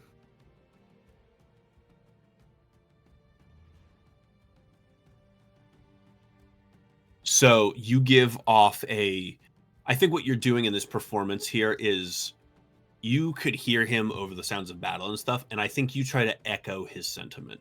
I think what your performance here is, and lack of your own speech, is you kind of reiterating what he's been said, but as it would pertain to coming from you. And it seems to bolster your defenses a little bit. So that is one success. As they begin like hacking down, and some of these hordes begin to fall apart. Give me a perception check really quick. I have a 21. 21. You notice two strange things about these hordes. There are those that look like they are made almost completely out of ice, and they seem to be like the grunts and stuff, and they're just being hacked down. They're charging at the walls or whatever. The ones that seem to be more like ice prosthesis, each and every single one of them is looking at you as it charges the wall. And you see little insignias and sailor uniforms and military vestments on them of the Vale family.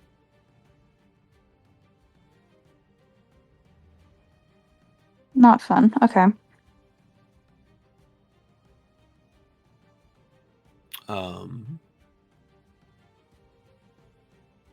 Can I have your next check and what you're doing to facilitate it? You've done that. I'm like trying to think of it, like how to put it with each of these different checks now.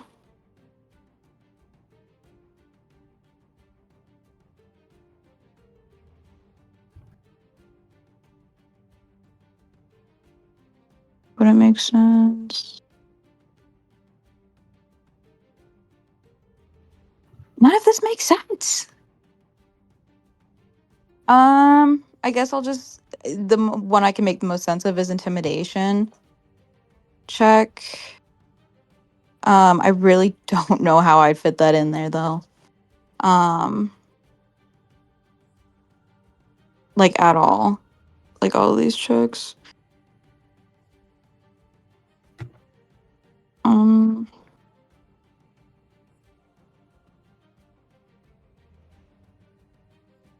I genuinely don't know outside of those first two being charisma.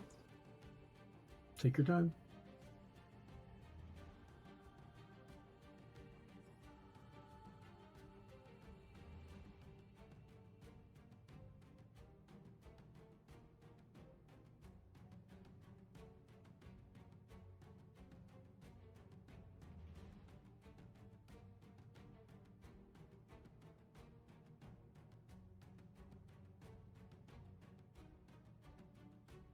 All right, I guess with intimidation, just kind of like saying, like, reiterating once more what that guy said, but more so in the sense of like, like we lose this or we lose this, you lose your home, your family, stuff like that. Do it for them, kind of a situation, I guess.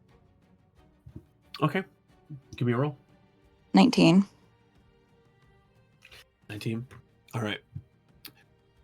That is 2 successes. As you make it more about, and if you don't, you die kind of shit. It's a lot of like, it's also a lot of people are starting to feel the pressure now. So it's not like you're taking no losses, but that is a success.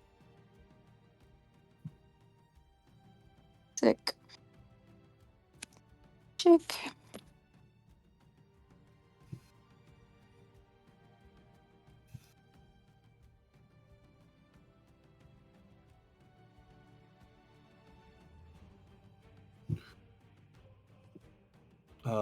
You start to hear as like some of the undead get to the wall and try to begin climbing it, as other like tribal members like take axes and like hack them down. You hear Vale Commander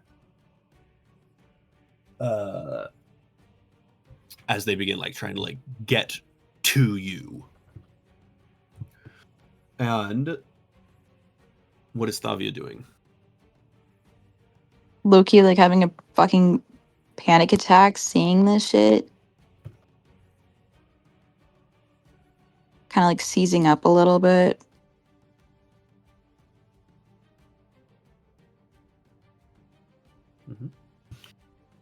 And how is she responding to that? What is she doing? Goes from kind of like that seizing up, like I said, into a kind of like, that's not them anymore. And continuing on with what's going on and helping. All right. Can you give me another check? Or anything, or... Mm-hmm. Okay. Guess I'll do survival. No, a 3. A 3. You are panicked. You are kind of on your back foot because of these people that you believed dead and gone are now back and mad. And surging the walls, you don't know this area very well. You don't know how to fortify without, knowing the terrain around you. And you see that other people at your, like, as you freeze and begin to stop conducting the battle on your side here, some forces begin to fall. It's another loss. You have 2 losses and 2 successes. This is the one.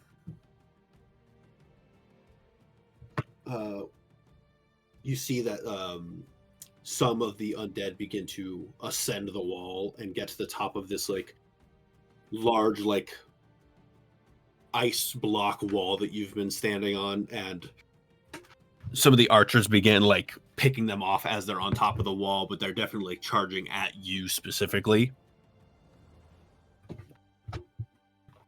What does Thavia do? What checks have I already used? I can't even see. Cool.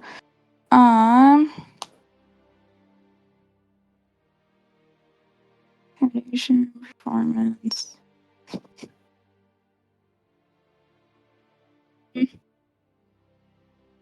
I guess the only thing I can do is just kind of like lock in and like, do what the fucking...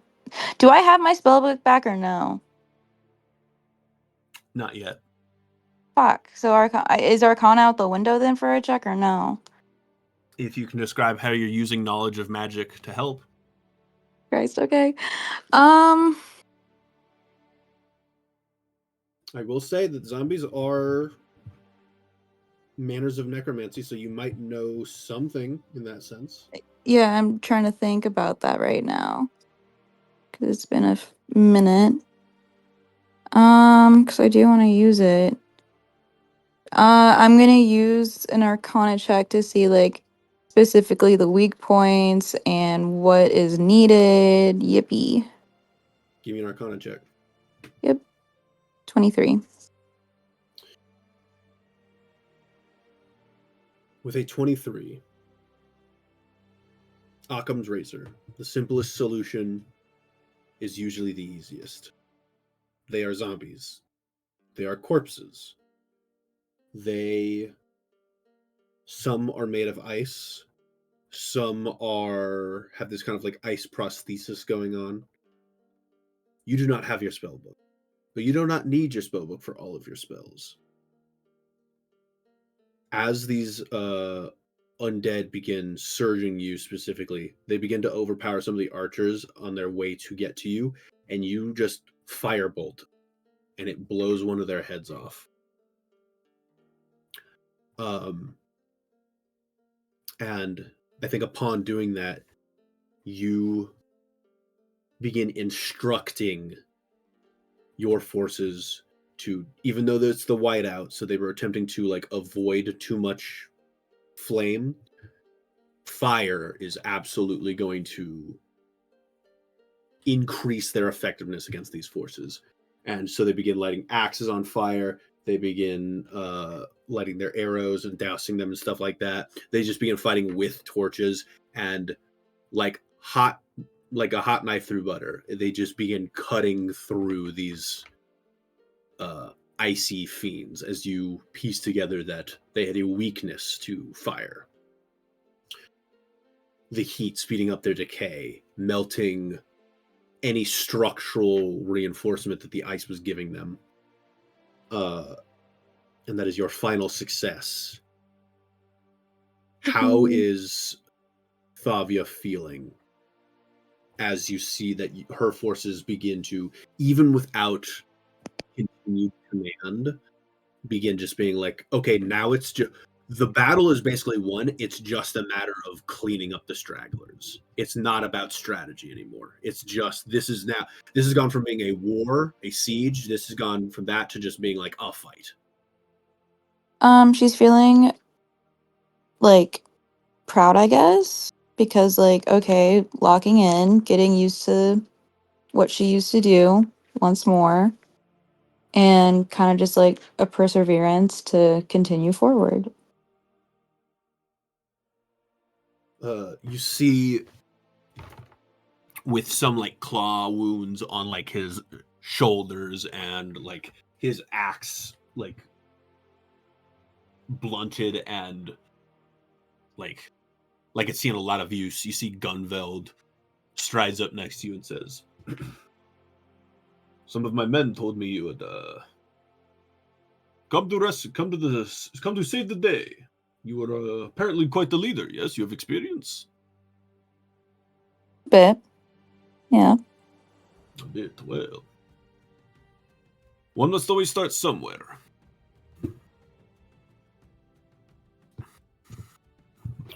Very true.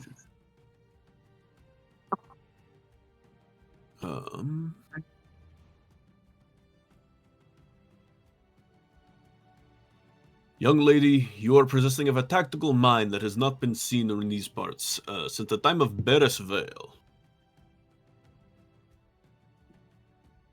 That is a man you could learn a lot from.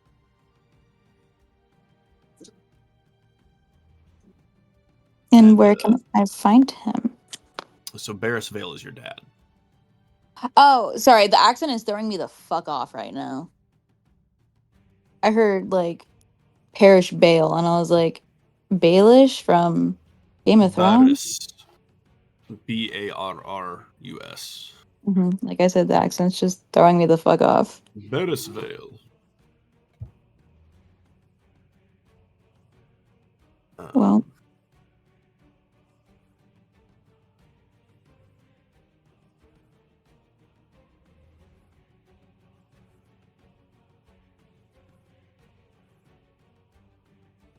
I see. Hmm? Nothing. All right. You see that he begins like taking everyone in. They begin like patching, licking their wounds.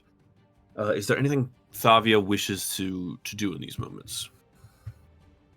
I guess in this moment, like she's just more so helping clean up and kind of wants to check out, like, I mean, no. Yeah, more so on the helping side of like finish things up, see if she can have her spell book back because like it just helped or whatever. Yes, you are. You see that he comes over, and I think this is when he brings up that. I think he brings up the Barris Veil thing, like in a moment of like trust and like knowledge of like stuff that's gone on in the past. As he's giving you a spell book, he's giving you your spell book back. He's like, "You have not. Your possessing of a tactical mind has not been seen here since the times of Barris Veil, but we have taken the liberty of adding some observative information to your book. You can incorporate it on your own." And basically, he's giving you a spell. Yeah, he's giving you 2 spell scrolls. He's giving you a spell scroll for. And I wrote it down somewhere, but I didn't write it down in these notes, so I'm going to be a second to look it up. And the reason he's giving you spell scrolls is because wizards can learn spells from scrolls. And while I'm looking this up, is there anything that Thavia is doing? Because I kind of interrupted you. No, you're good. Mostly just like helping clean up and stuff like that, and kind of just keeping an eye out just in case. Gotcha. You, one of the youths says, Chief, it is not done. There is one more. It is larger than the rest and faster. And you and the chief like sprint to the top of the wall to like seek what is coming. Or I guess you don't sprint, you kind of hobble because you're on the bad leg still. And you see this large not lumbering, but this large like object just cruising towards you. It's just a silhouette right now. Is there anything you're doing? I'm kind of like, wait, you said it's more like a silhouette still, correct? It's a silhouette. It's a large object just barreling towards you. Just barely towards me, Jesus Christ. I guess I'm gonna have like a firebolt ready, not aimed, but ready for whatever this may be. And kind of just like squinting my eyes to try and see better because this bitch ain't got glasses or whatever. Appearing out of the snow, heading towards you like a bat out of hell, you see a large, white, icy wolf, similar to the zombies. It has got like this weird like ice prosthesis going on, and on the back of it, you see a pink tiefling with a big fuck off hammer.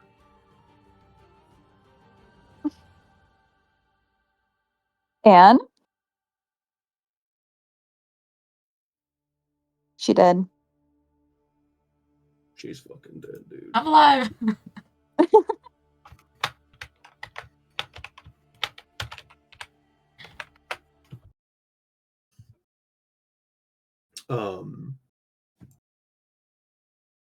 But yes, you watch as Anweir is barreling towards you on a wolf, and you see Gunvald is like, "Good heavens, what is that?"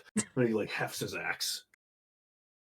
No. That's my friend on top of whatever the hell that is. You're friends with this individual.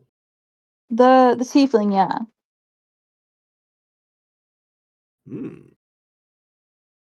Strange company you keep. But very well. Welcome them in. And you see these like these gates in this like snow like ice wall open to you.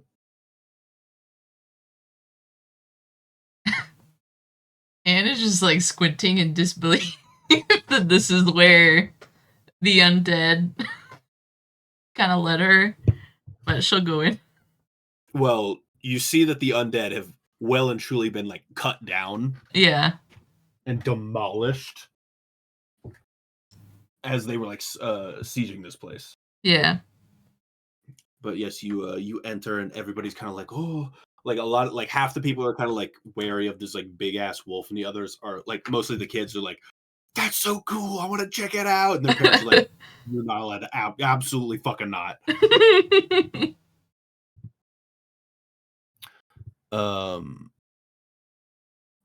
But yes, you enter this space and you see Thavia.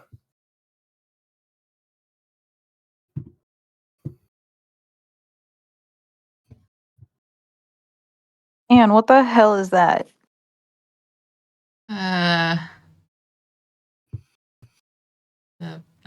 A travel companion, so to speak. So to speak.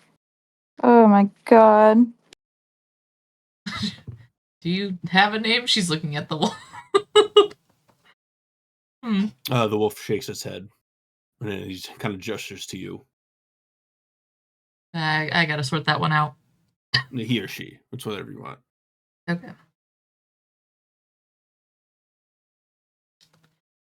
To be decided. More importantly, you're alive. Me? You? What the hell with your hair? What'd you do?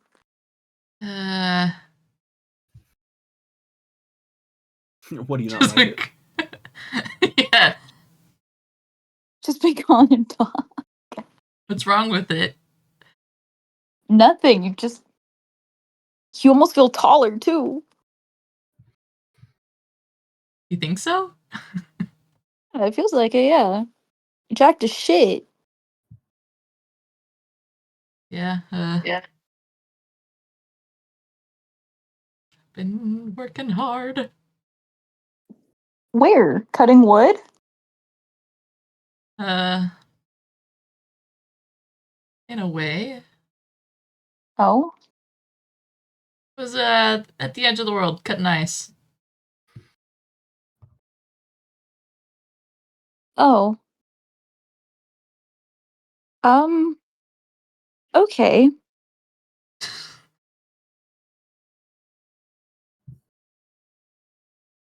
You've been here the whole time? Yeah, I kind of woke up here in a bed and my leg's still kind of fucked up, but I'm alive. I lived, I guess.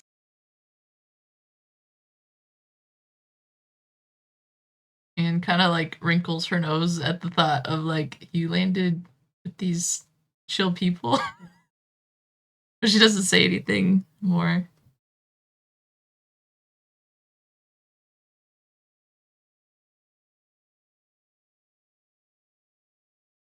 Have you heard Anyway, from the others? not at all. I have no clue. Well, if you're Nothing at all. alive and I'm alive, there's a good shot they're alive too. Potentially. Definitely.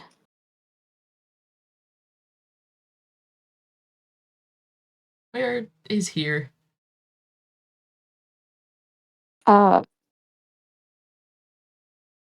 Because the locals have a really strong accent and I can't understand it most of the time. But it's here.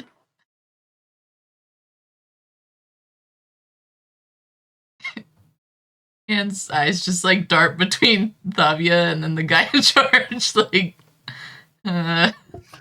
Greetings. You are a friend of Thavia here. Correct. See what I mean? I can understand him just fine.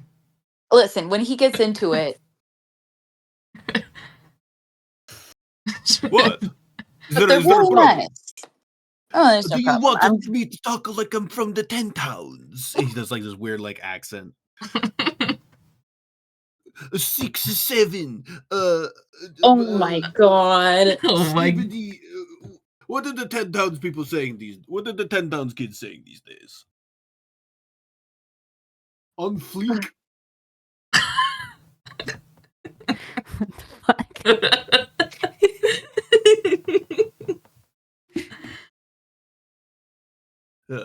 Well met. My name is Gunveld. I am the Gunveld. chief of this of the bear clan.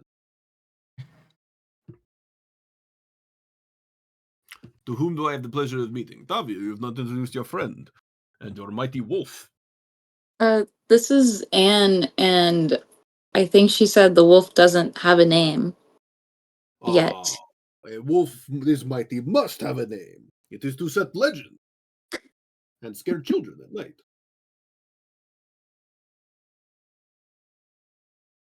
Anne? Again, The right name just hasn't struck me yet. Yes. Yes. One must be named after their deeds. Better than to be named after their looks.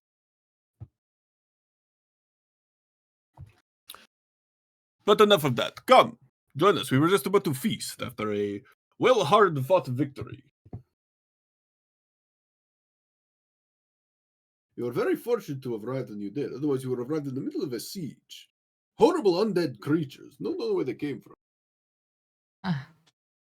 Yeah, undead are quite horrible. But I also wrote in chat that the two spell scrolls that you were given, one was a spell called Glyph of Warding, and the other one is a spell called Ceremony. Okay. And just to double check, has Thavia leveled up to level 5? No, because you never had your solo call with me, like everyone Right. else. Yes. Ba, ba, ba.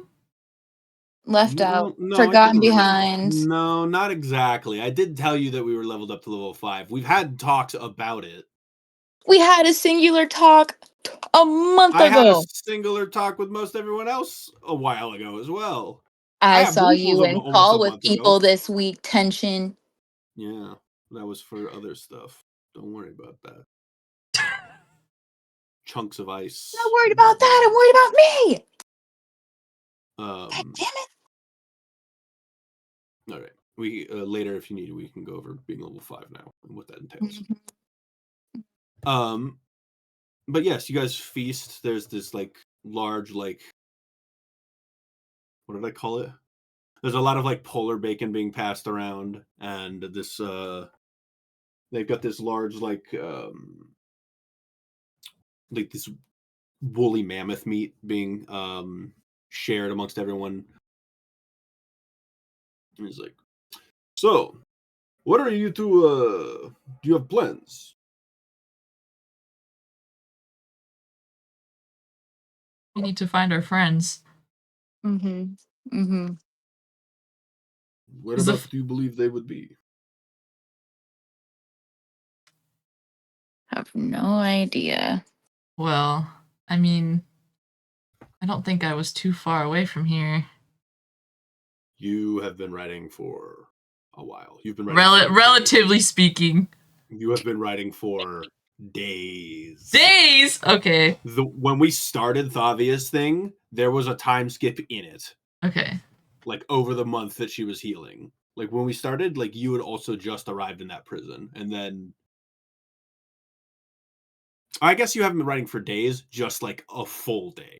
But you've been hauling ass on this wolf. Okay. We probably need to ride back to the 10 towns. Wonderful. I can give you direction to the nearest one if you wish. That That'd would be be most great. helpful.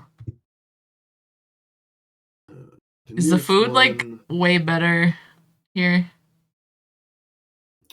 It jail is. Would it bring a tear to her eye? Then jail? Yeah, would it bring a tear to her eye? 100%.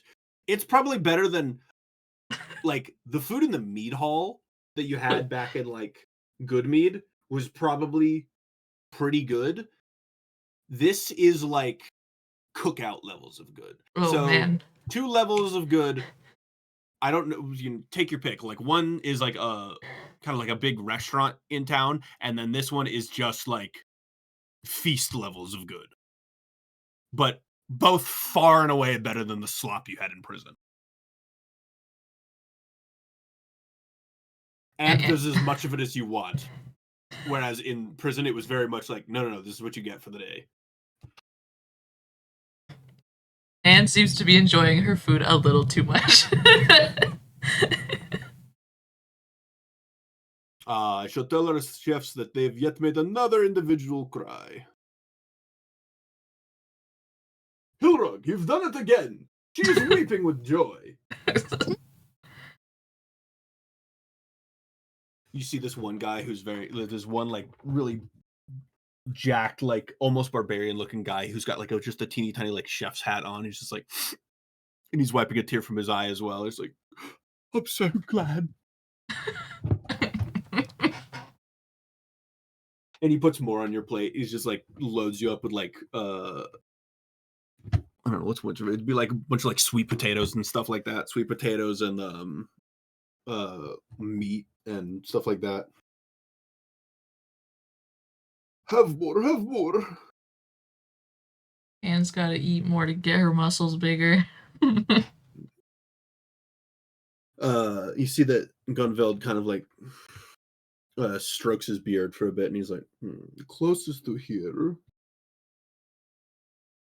Kelvin's Cairn is largely in the way, so you could either go around Kelvin's Cairn the long way toward Lonely Wood, or Tourmaline, or I believe Kerkonig is probably the closest to here. It's just along Lake Dinishir. Hmm. Kerkonig would probably be your quickest bet back into civilization. Have you heard any news coming out of any of these towns? Any strange happenings? As for news of the towns, not much. Most of our resources are going to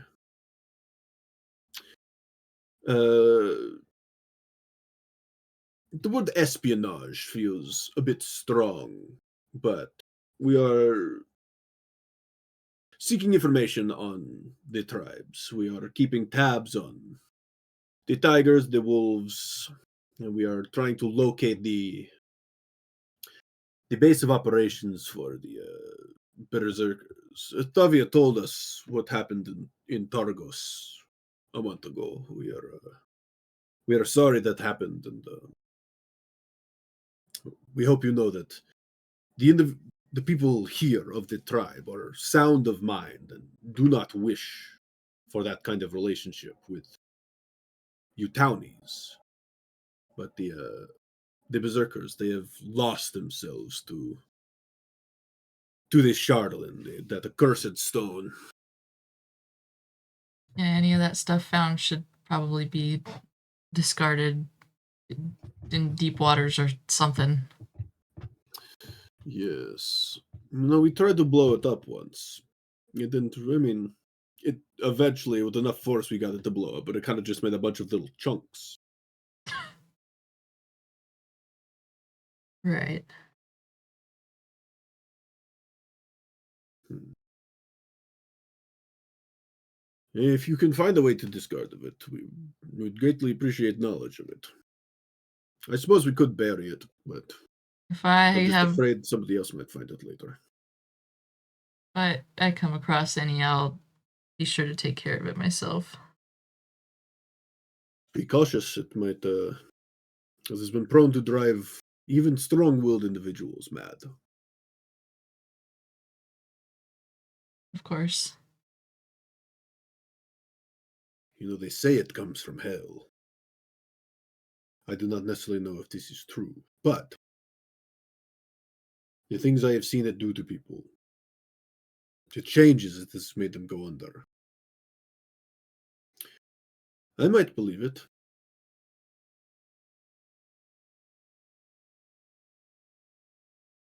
But you are all off to seek your allies. Do you know what you intend to do when you get back to town?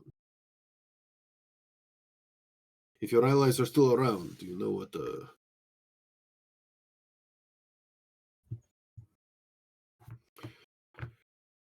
Will you be seeking revenge? Yeah. In a manner of speaking. I was gonna say one could say that, yeah. Seeking revenge on the Shardland Berserkers, yes?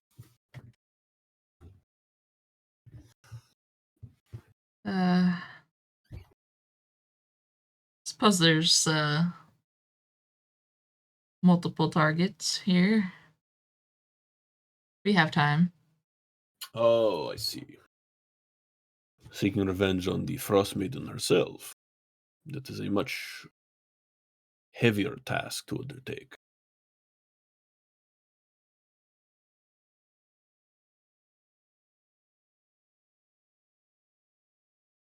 Well, Anne's got lots of muscle. She's strong. She can handle.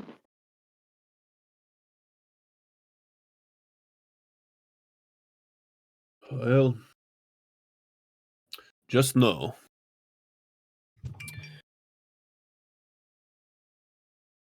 she is a god, a deity.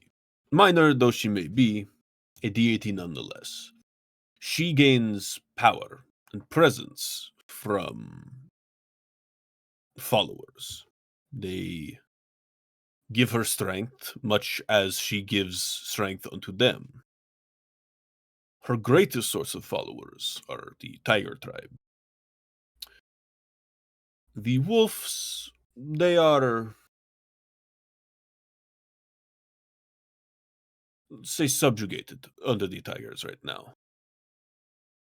There might be some angle you could work to infighting. Hmm. We have had those thoughts ourselves, but we have not the strength to make it happen. If you can find some way to weaken her followers, it would greatly reduce the forces that she can muster against you, against us, the towns, the region.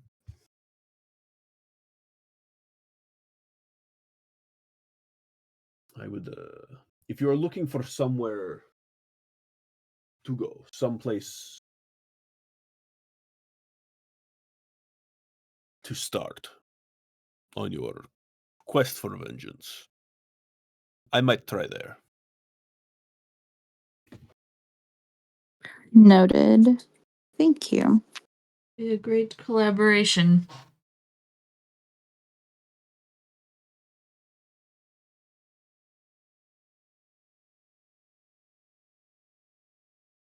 Very well.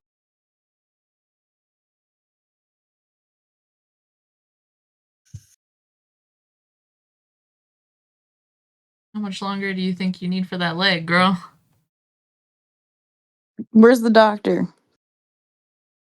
You see the doctor is she comes over as Gunveld waves for her to come over. It's just like, oh, you should be able to be out and about in about a week, I would say. Just truly letting the muscles heal at this point. Um, da, da, da, da. And yeah, I think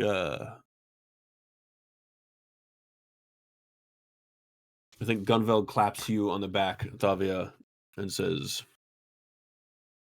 "You are no Beres Vale, but you commanded a mighty front in that battle. I bestow you the name Commander. Thavia Commander, and then I do not know your last name. But That's fine. we shall That sounds set, good. we shall set you off with our finest foods." And then he basically just loads you guys up with like dried meat and like baked potatoes and stuff like that.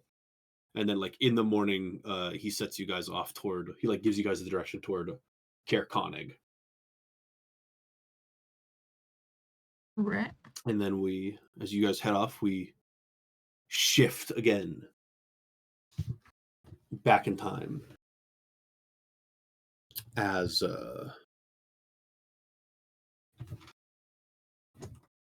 Lonan, you awake.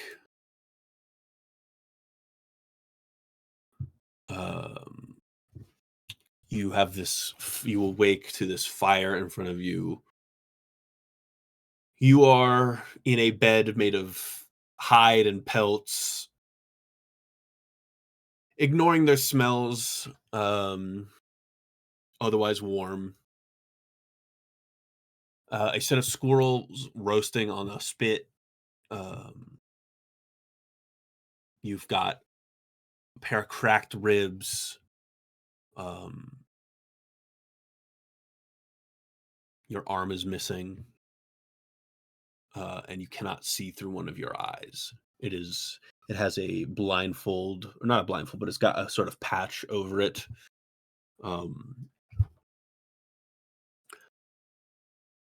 Same as it was the day before. You see that Snorp is going about his business in this cave. His head still bandaged. Scratches and wounds patched on both of you as best as he was able to do. And he's just kind of whistling to himself as he's like working on this mechanical eye for you. I was like, "Oh, hey kid, you're up. How you been? How you feeling?" Like I should be dead. Yeah, but you're not. Hmm. Let's stay in the positive, How is this a positive? Well, I don't want you to be dead. If you're dead, we couldn't hang out, If you're dead, I'd be dead.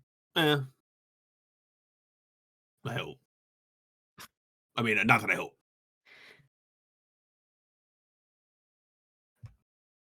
Look, it seems bad now, and it is bad now. Let's just try to, I don't know, I don't want to say take it at stride, but just, it could be worse, Sure. I got this thing almost done.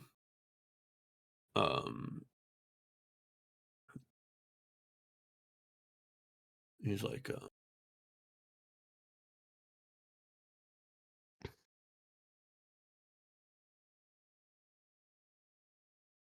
kid,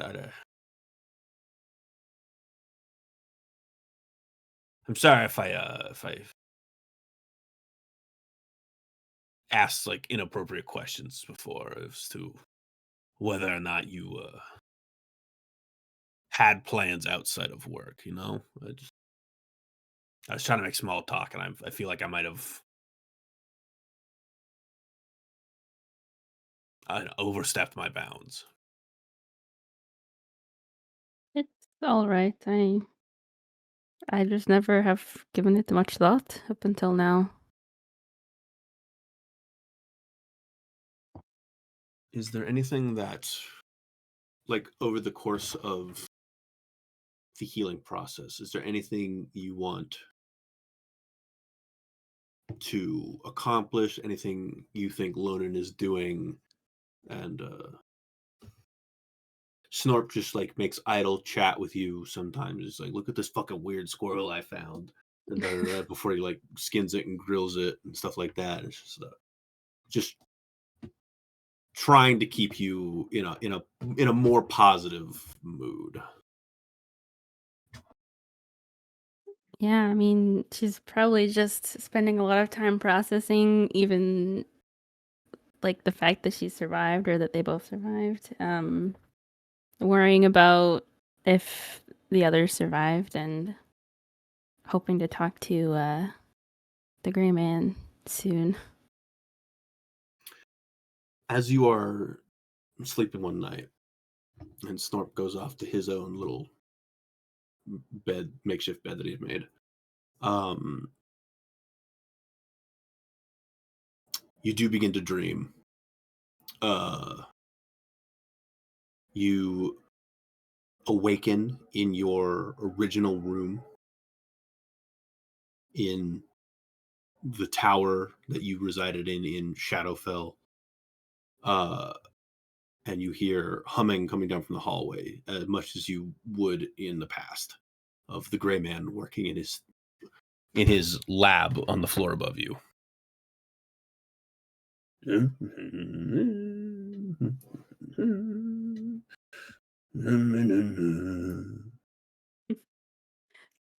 She would head towards where she knows he's working.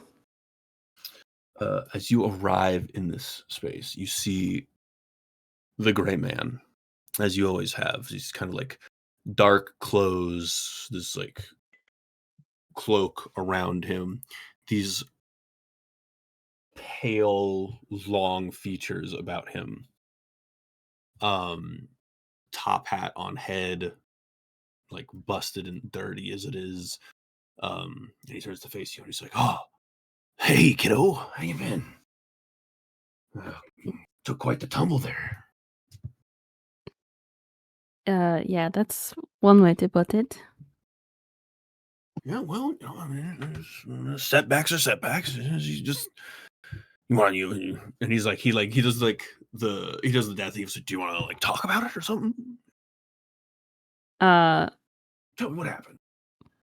I'm not gonna beat up any dads, do I? no.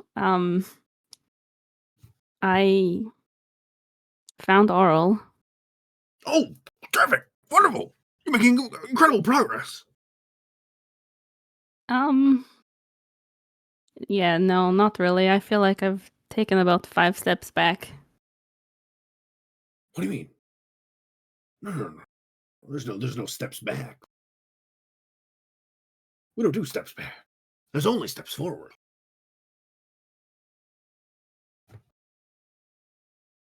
What happened? Tell me. I was not prepared for her, how strong she was going to be. I really thought that this was just going to be a job like all the others. Yeah, well, that's a step forward. It's not a job like all the others. You've gained information. Any amount of any encounter is enough to gain any information. Learn about your target. You've done this before. You've done it a million times. As much as it was hunting people around here, or not hunting, collecting for people around here. And he's like, and you see, he kind of like wraps the desk a little bit.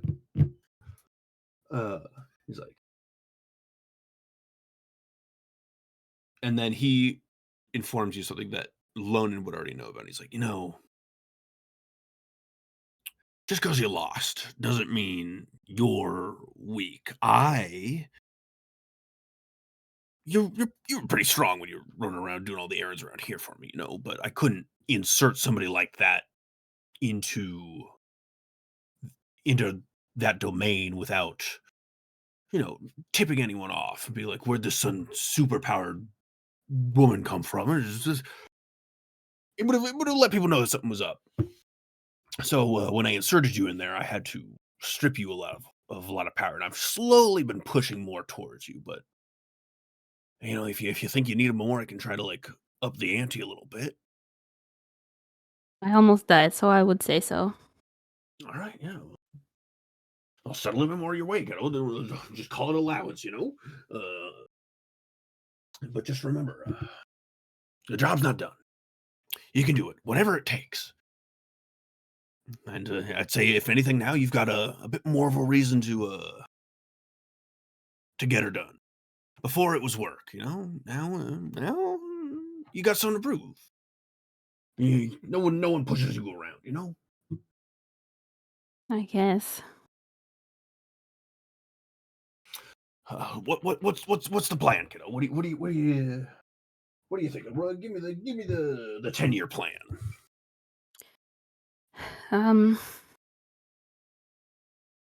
I mean, I will go back to gather more information. I will find as much as I can, and I will do whatever it takes. Atta girl. I knew you've got it in you. I didn't have not a doubt in my mind that you'd be able, you pull through. You're gonna do just fine, kiddo. Thank you. Is there anything else you want from him in this interaction? Anything you want to say to him? Anything you're looking for in this interaction? She would tell him everything she knows about the brand that Cassian has. And that Davia was able to like infer that it has necromantic properties. Hoping that he would shed some light on it. Oh yeah, I know the magic. I mean, I'm very adept, very adroit with that level of spellcraft. I thought What is it you so. wish to know about it exactly? Quite the predicament your buddy's in. Hate to be him. If he even survived the fall. Oh, blessings in disguise, splat and not his problem anymore.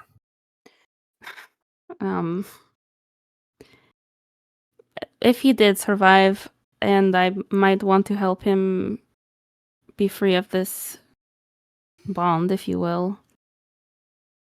Do you know of a way I might go about doing that?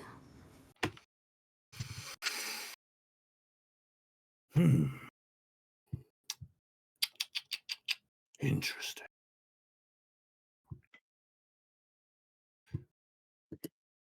I'm familiar with this level of magic, but I myself don't know all of the intricacies of it. I myself would never use something like this.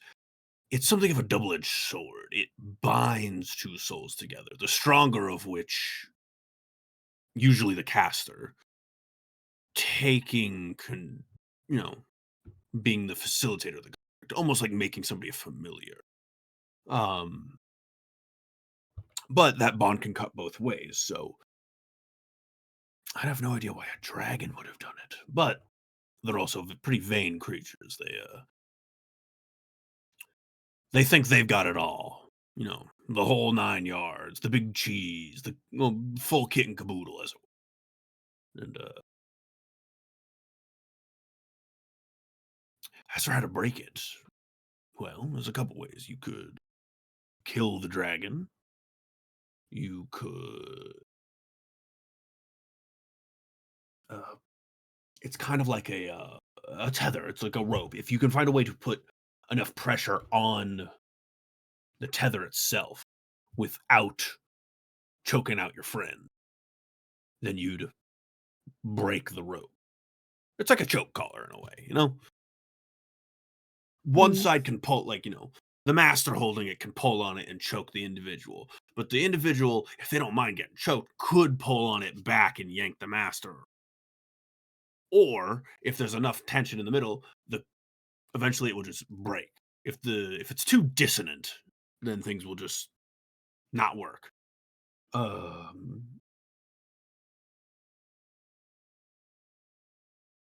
wonder if collar is the word.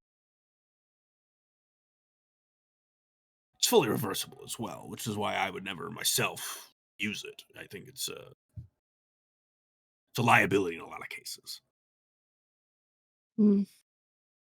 That's good to know. Much better to just kill the person and then revive them and make them, an undead slave, an unwitting one. If you need their skills. If you need their information, well, you can also just kill them and extract that. I don't know why he would have done it like this. It's very interesting. But none of our concern. Sure. And then he'll just kind of start yammering about the ins and outs of necromantic magic like this and just other alternatives that could have been done. And even non-necromancy, he talks about a spell called Gaius, which is just I'm going to give you an order, and if you act against that order, it starts killing you. Yes. But as long as you act within the confines of that order, then you're fine. So it makes you want to fulfill the order, so it's kind of like mind control, but it's like mind control with punishment, whereas it makes you do the thing, but if you ever don't do the thing, it starts to kill you. It's just it's just so much more practical. I guess it would be easier to dispel a Gaius in certain instances than something like this, but Gaius is more practical magic, and it just goes on the ins and outs. Is there anything else? He just starts kind of rambling about magic. Is there anything else that you want out of this? Any information? Any tit for tat? Not that I can think of right now. I'm sure I will have more questions later. Alrighty. You awake, the rabbit skull back on your head, not knowing how it got there. You place it back in your belongings. And after about a week of time, Snorp finishes making the eye and kind of like has been like studying up this whole time as well on like facial surgery. And he's just like, kid, you don't have to worry about a thing. I stole this book off a doctor I killed. She just squints at him. Well, I did. I got the eye from him too. And you remember that like he like the base of this eye is a what's it called?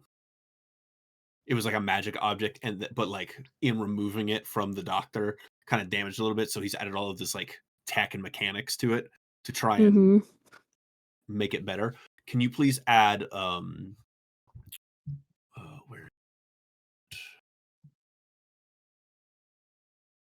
I hope it's in D&D Beyond right now. It's an item I made called Lonen's Lookers.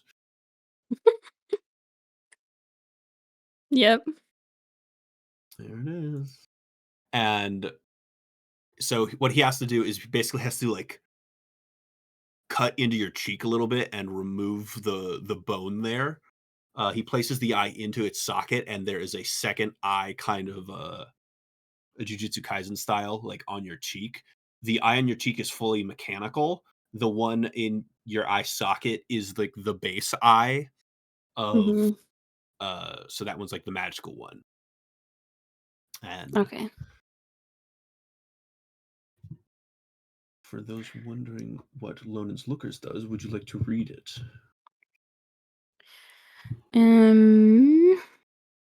A set of eyes constructed by Snorp for Lonen. Using a magic eye as a base, enhancing its effects through machinery, this set of eyes occupies only one side of a person's head, with the magic eye placed in the eye socket and the partnered machine eye being surgically implanted in the cheekbone.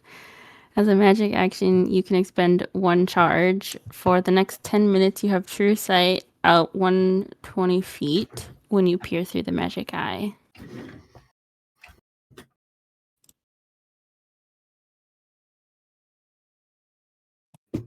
Is that it? Oh, it has spells? Wait, hold on, where'd it go? Oops. I was gonna be like, I hope that's not it. I wrote down a lot more. Let's see. Detect magic and hunter's mark. Oops, go away.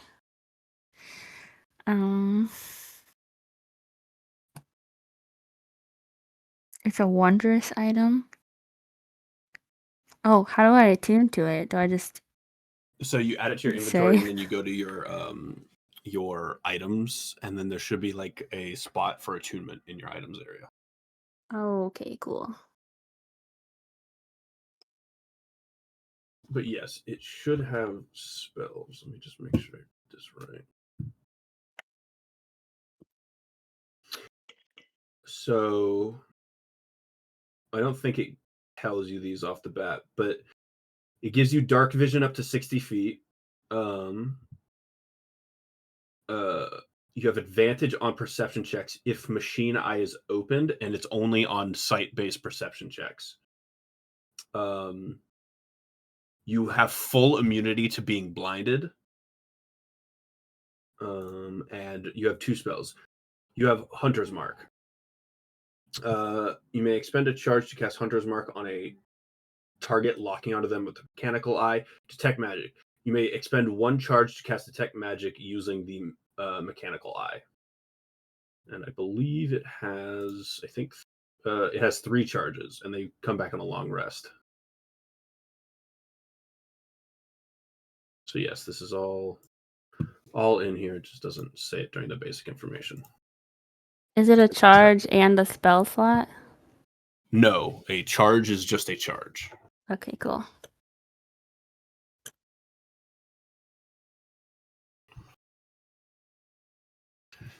You can think of a charge like a spell slot, but it's for the item. It's the item's spell slot, so not yours. Sure.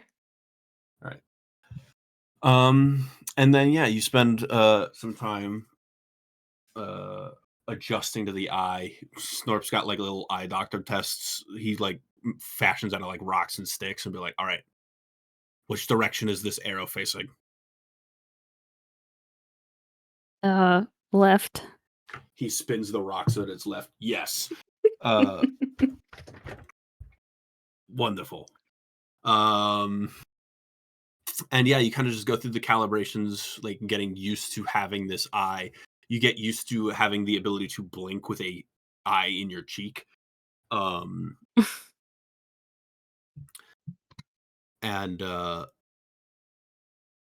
yeah, is there anything that you are looking to do as you over the course of a month you've like basically healed enough to set out? You and Snorp kind of like pack up all your stuff. What do you do as you head out into the world? I Do you have like a think destination in mind and like a goal you want to achieve? I think the main lead that I feel like she has is those like fanatic rock people. Mm-hmm. The berserkers. So yeah, she's probably gonna go wherever is the closest that will help her find out where they are. So Snorp's like, this is my neck of the woods. I can take us back to the towns. And you actually arrive kind of where you started. You arrive back in Dugan's Hole, and people start looking at you again. We're like, the demon. Unless actually, this is a good point of you're doing information collecting. So are you kind of just going around espionage? Are you just walking into town, or are you like cloaked figures? Or is this cloak and dagger style? Yeah, cloak and dagger. All right, yeah, you're running around. You're like, This way, that way, and every way. And yes, you just begin collecting from it. Can you give me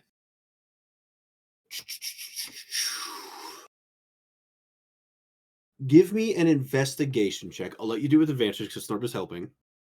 Give me an investigation check to see generally how well you go about collecting information over like the next course of so on and so forth. 14. 14. I'm going to say that you aren't able to pin down where like the Charlotte Berserkers would be, and you can't pin down any of their activity right now. By the sounds of it, their kind of stuff happens all over. But I think you are able to pin down rumors about a group that is much better at keeping tabs on these things, kind of an organized force in the region. And you hear about them being based out of Caerconic.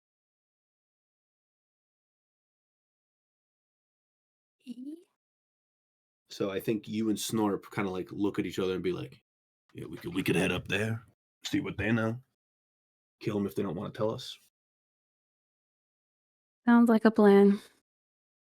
Awesome.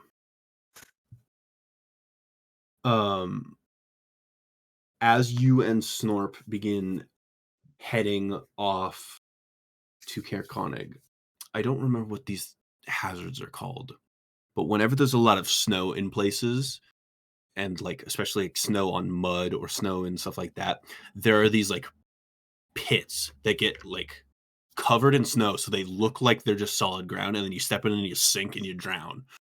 And as you guys are heading off, Snorp falls in one of those.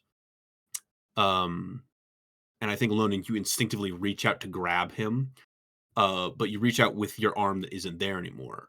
And despite that, you still grab him as this ghostly visage of an arm appears out of your shoulder and snaps him and pulls him up out of the muck.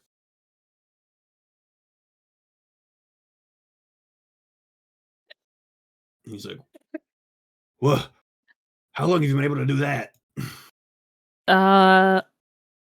Just now. Oh, The first time. okay. That's cool. Let's keep moving, you know. let's keep moving. And you guys head off to Flabbergasted. Caer Konig. We pan over quite a ways to Cassian.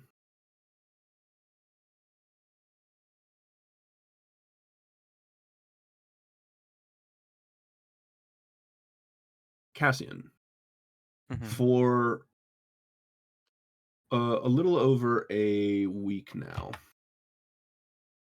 you have been with these mammoth folk. You've been interacting with Moss a bit, Moss Bjornsson, the leader here, and your recovery has been going well. They've begun fashioning you this kind of like wooden prosthesis that mounts to your upper arm and creates a pivot on your shoulder so that you can still like function correctly. And as your body has been healing, is there anything? What does it look like as you are going through the healing process and then training and so on and so forth? What is Cassian's time with the mammoth folk or the mammoth tribe? A lot of bonding, I would say. He's been kind of very down and depressed from seemingly losing his second party. But with the mammoth tribe's like help and kind of like hospitality alongside like their friendliness, he's slowly like over that like week been opening up, kind of bonding, getting to understand them as like their tribe.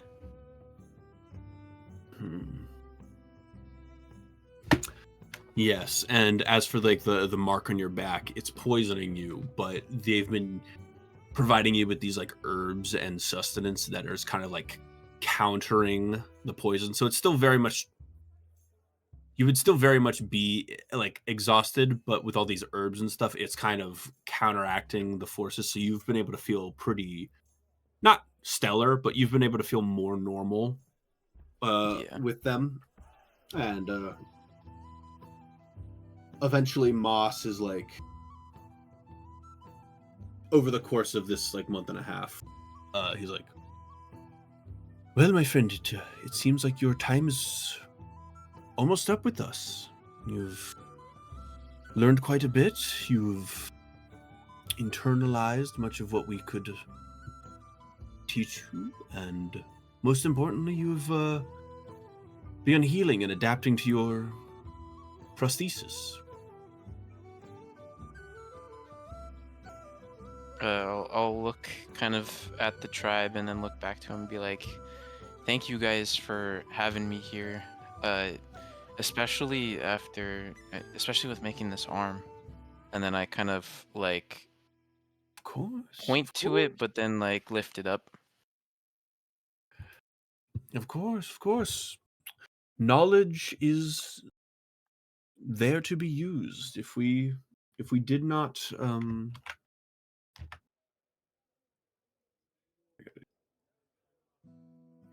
use it in times like these, what would be the point of collecting it all? You seem a fine fellow who risks his life to better the world. It would only make sense to use the knowledge for such a individual as yourself. I'll kind of like chuckle a bit at like the flattery. Yes. Yeah, well, yes. I think you need to remember that sometimes, is that what you are doing is good, even if the outcome is not, how do I say, desired. I think you often let the failures outweigh the successes for you, as if you don't deserve to fail, or that failure discredits that which came before it. It doesn't. And I think it would behoove you to remember that, my friend. Thank you, friend. And then, like, he makes like a mental note, a bit of that advice.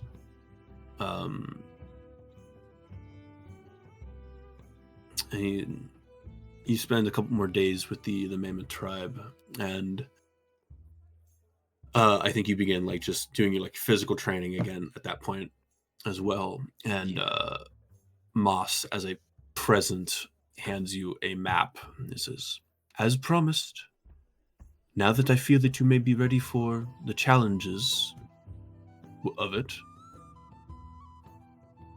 here is the location of the Tetherstone you seek. I've consulted with the scholars here. I wish you luck, my friend. Know that you always have a place here. Thank you, Moss, and then I'll kind of like tense for a bit, but not really. I'll just say thank you for believing in me. Of course. Moss gives you a big hug. I reciprocate and give him a big hug too. Due to your time like learning with the Mammoth tribe and stuff, you now have proficiency in history and survival if you don't already. Hey, let's see. History and survival. Cool. Mm-hmm.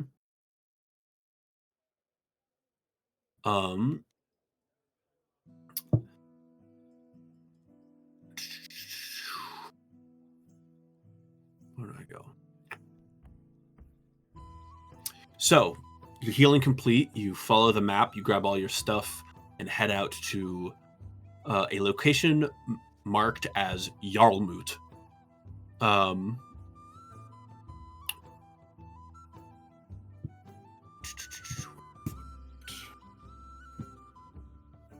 a map. Places of interest. As you enter, it is a large standing of stones. Let me click on Jarlmut.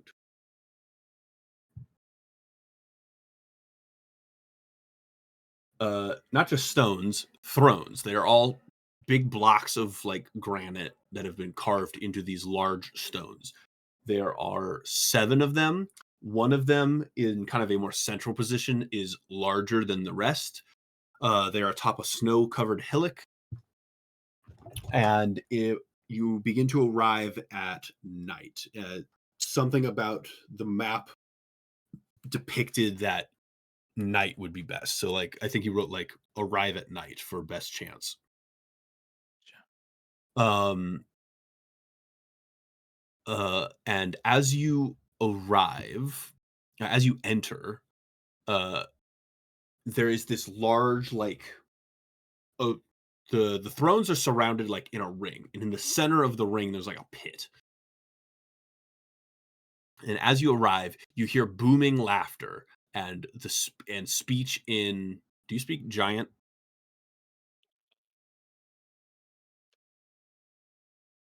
Common, Draconic, Dwarvish. No, I don't speak Giant. So you hear speech in a tongue that you do not understand. And as you enter the space, you see these massive fucking ghosts all in these chairs, kind of like talking to each other, like slapping each other on the shoulders, like laughing. And they seem to be just having this raucous party. There's like this weird like you can't tell if there's actually ghost meat or if they're just going through the movements of consuming like meat or meat and stuff like that. Mm-hmm. What do you do as you enter the space? I guess I don't understand them, and I'll kind of watch them, but then look around to see if I can notice like a tether stone. You do not. You see the only thing here is these stones on this hill. Okay. Then I guess I'll walk up to the ghost giants. You walk into the center of this pit, and you see that one of them is like laughing. He's like wiping a tear from his eye, and he looks into the center and says, "Oh, ho, who is this?" And you see that they all kind of like clamber down and look at you. And you see that the largest of them says, "Who is this small folk? Did one of you hire a clown?" And everybody begins laughing at that. How do you respond? I kind of just stare around a bit, and then I guess I don't know. He'll like I don't know if he wants to be an asshole or not. I guess he'll be like look around and be like ask if he's referring to like me. You see that one of the giants like pinches his nose and says, "Is he referring to me?"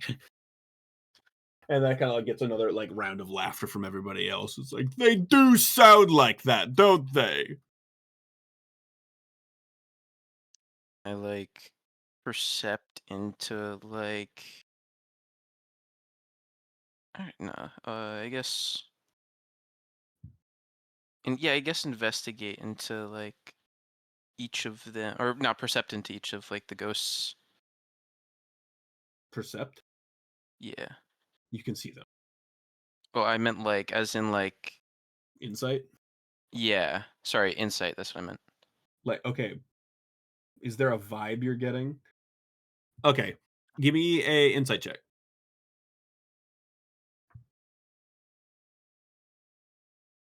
Nat one. That one. They're like, yeah. You can't make heads or tails. They're ghosts and they're giants. You already don't understand giants, and now also they have the added thing of being weird ghostly features. Yeah. Well, I guess I'll just go. I'll ask like, what are you things? What are we? We are the true rulers of this domain. I am the Jarl. And then the other one says, and I am a Jarl, and I am the Jarl. And then the season that they go around is like, and the middle one is like, and I am Regariava, the Jarl of Jarls.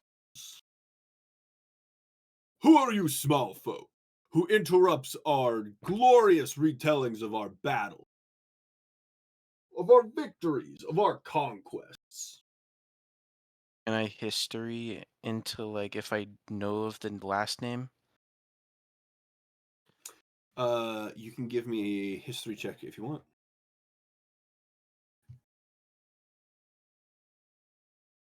Holy shit! It's a nat one. Yeah, you don't know. Why did I get 2 and 1? What the fuck? Okay. Then I guess he'll and just introduce, or Cassian will just introduce himself. I'm Cassian. I'm looking for a stone called the Tethering Stone.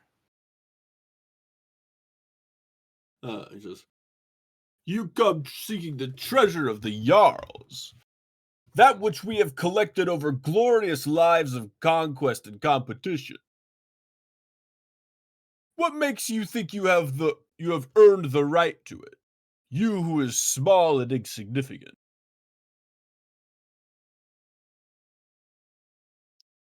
I'll kind of like side eye and I'll be like, I've done a good amount of things. I guess he'll just say, I've prepped months and months for this for me to get this stone. I need it to survive. Gentlemen, he's prepped for months and months, he says. And they begin laughing at that. Oh, you small folk.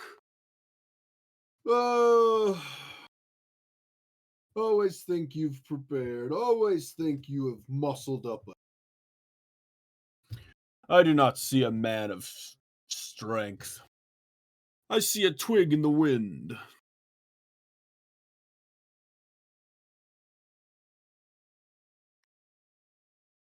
I'll just kind of be taken aback a bit, but I'll say like, who the fuck even are you guys? I've never even heard of you before. Never heard of us. Let us educate you then. I am Regaryava, Jarl of Jarl, ruler of ruler. I myself, and he like gestures to like this like kind of like how some warriors will have like a wolf's head like mounted on their shoulder or something like that. He has a full dragon head, and like it just snakes around his body and becomes like part of his like cloak and robe. It's just like Slayer of the Great Visk, notorious white dragon of these realms. Would I know This Visk from the chats with Kosirin? no. Okay.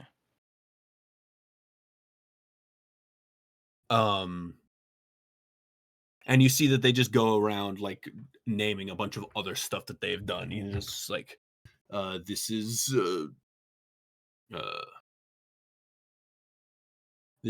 like Yena, and then just like Breaker of Mountains. This is I don't know. It's hard to think of giant names.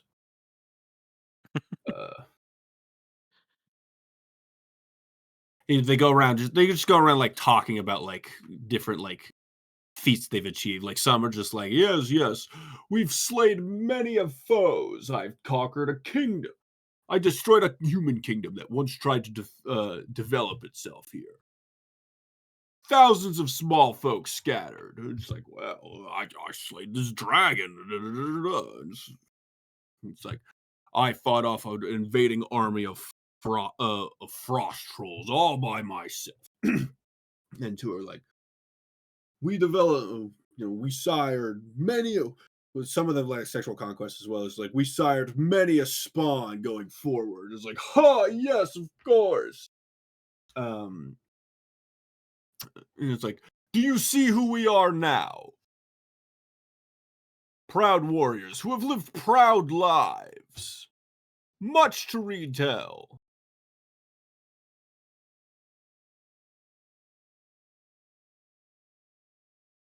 Okay. Well, that's interesting. But can I get my hands on the Tetherstone now? Ugh. Small folk, am I right? No! And they kind of like bellow at you. Small folk. We have toiled hard and long, fought many a vicious beast, many a frightful war, come out on top to collect our treasures. To simply bequeath them to you would be to sully and dishonor them. One such as you who is small and frail.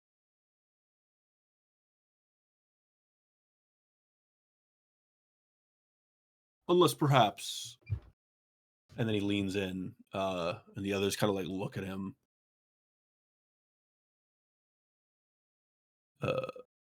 Perhaps the small folk would like a test to see if you are more than I can see, a feat that even the mighty giants may face. I'm willing to hear it out. What's your test? Very simple. I give you a giant-sized threat. You overcome it, small though you may be. Should you Giant overcome threat. it, we have no choice but to accept your strength is on par with ours. Should you fail, Well, So you get it. yeah. Okay. Well, what's this giant threat then? Do you accept or not? Yeah. He says it's like, go around there, Reno. Very well.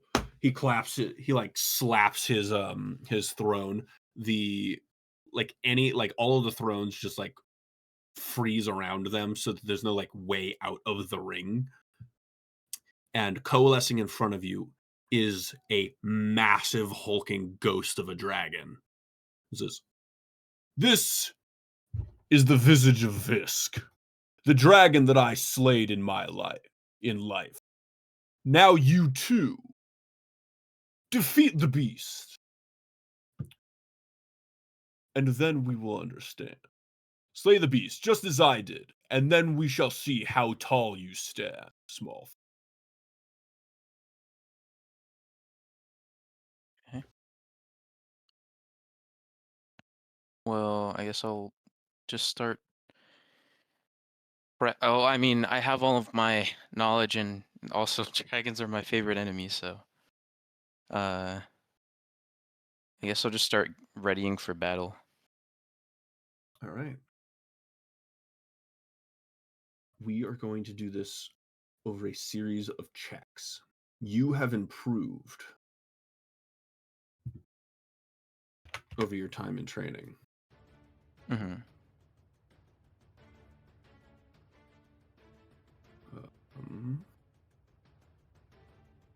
There we go.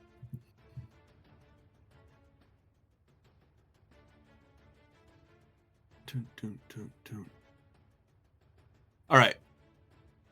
Please give me a skill check you want to use to try and fight this dragon. Alrighty. And tell me what you're doing to like facilitate fighting this dragon. I guess I'll start out with stealth so I can like try and get a quick attack on it first. All right, give me a stealth check. I got a 23. 23. Yeah, you fucking like as the dragon is running up, you like run between its legs, so like it has to like readjust to try and find you. And you get a like quick snipe into like one of its eyes. He's like, see how the small folk scurries around, making use of his diminutive stature. Clever. All right. Give me another skill check. I guess my second one will be kind of acrobaticsing onto its back to try and get extra stabs in. Okay. I got an 18. You swing up onto its back, and you begin trying to stab into it. It doesn't seem like you're finding as much purchase through it, both because it is a dragon, so its hide would be tough, and also because it is a ghost. So you go to like stand on its back, and you're like your blades will cut into it, but also you kind of fall through it. So you do a little bit of the Peter Pan thing where you like stab into the mass and then just kind of slide down. Mm-hmm. So moderate effect, I would say. He's like, oh, and there's kind of just like cheers and like whoops going on from the thing. All right. Now the dragon is going to make an attack. How do you want to react to? What skill do you want to use to react to the dragon making an attack? I guess percept into its attack to see what it's gonna do next, or insight into its attack. Okay, give me an insight check. An 11. In 11, you see it like inhaling a lot, so you know it's going for a breath weapon, and then all of a sudden it like sideswipes you and claps you with its tail. As it just swings its tail around like a mace and knocks you into a wall. That's one fail for you. Alrighty. And there's a lot of like ooh going on, and just general raucous from the onlookers. What is your next? How do you attack the dragon next? I guess I'll do. Can I percept into its like a weak point that I can see, and try and attack that? 12. 12. You cannot find anything. It's a ghost dragon. So like whatever weaknesses it would have had as like a physical body, just you can't quite find anything. But you still take like shots at it, trying to like find like ways that it reacts differently. You're still like doing damage and stuff, but it's not good, not bad. It's just pretty neutral. Gotcha.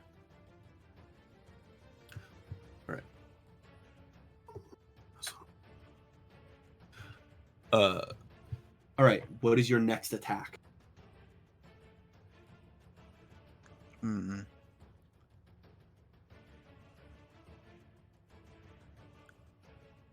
I try and animal handling it to get like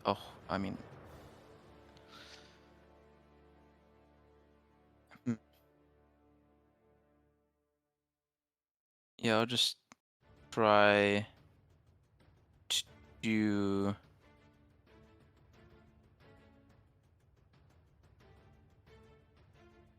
Actually, I'll do deception to try and deceive it into kind of almost the same thing it did to me, where I'm gonna go for an attack, but kind of feint and do a different one. Right on. Yeah, give me deception. 19. Yeah, you do that thing where you like loosen. You do basically the equivalent of a double tap with your bow.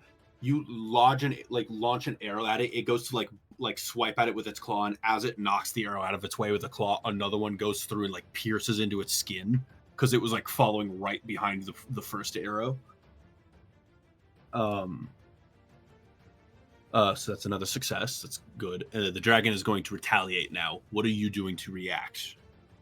Kind of survival. Kind of instinct. Try and just avoid its attack. Okay, roll survival. 23. 23. Yes.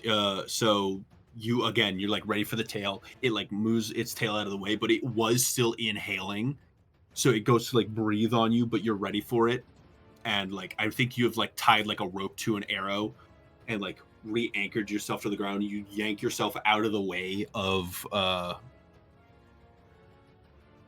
I think you made the foresight call. That double tapped arrow, I think, had a rope in it, so you can yank yourself out of the way of the breath attack toward it. What is your next attack? Then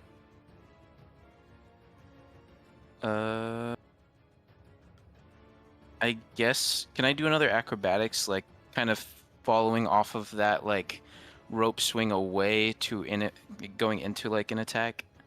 You can do another acrobatics, but you'll have to do it with disadvantage because you've already used acrobatics once. Okay, then can I do athletics instead? You can, yeah. I'll do athletics with that. 16. 16? Awesome. Yeah. So you yank yourself around. Again, middling success. And then do you have another attack?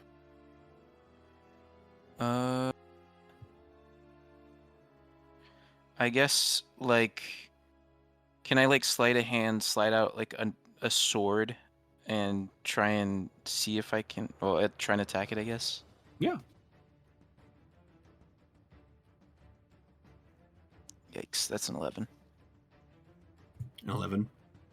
Yeah. That doesn't find purchase. You go to like slide out a sword, but again, it doesn't quite find the right part of a ghost.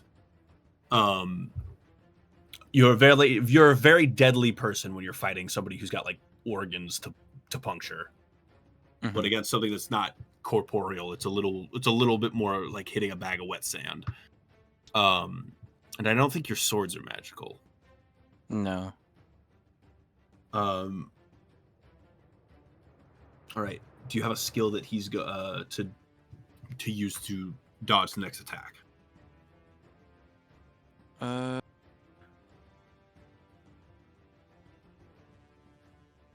I guess investigation kind of, or not investigation. I'll do like a nature, kind of see my like surrounding area and try and make use of that to kind of avoid his attack. All right. Nat 20. Nat 20. How do you want to turn what you're doing to avoid his attack into an attack on him? What attack do I see? Or am I expecting? Just like a series of like claws and like a big pounce. I'll try and get like, you said this kind of like an arena with like dirt and stone, right? It's mostly stone and Okay, kind of mostly snow stone. covered. Okay, I'll kind of look around, see that there's like, I guess, I don't know, gaps that I'll use to kind of cover with snow and try and get it to bait into that, like the snow pile, acting like I'm in it.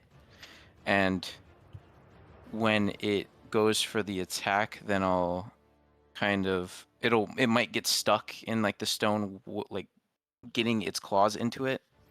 Mm-hmm. And then in that like chance where it's stuck, I'll take an attack against it.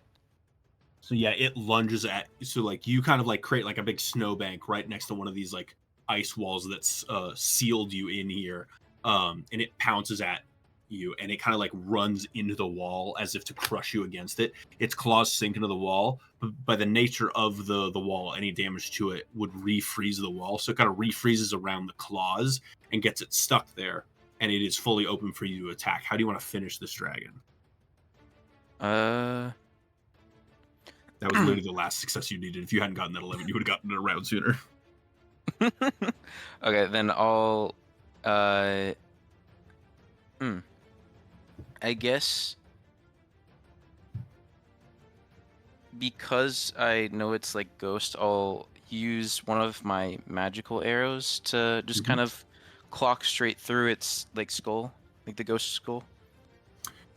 You knock one of these magic arrows, take aim.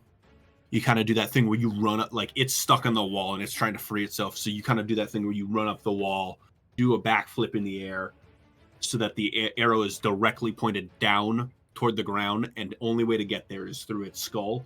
It looks up to face you as if to breathe at you. You shoot an arrow straight through its breath, out the back of its throat, into the ground. It falls over and kind of dissipates as you land on the ground. 3-point stance.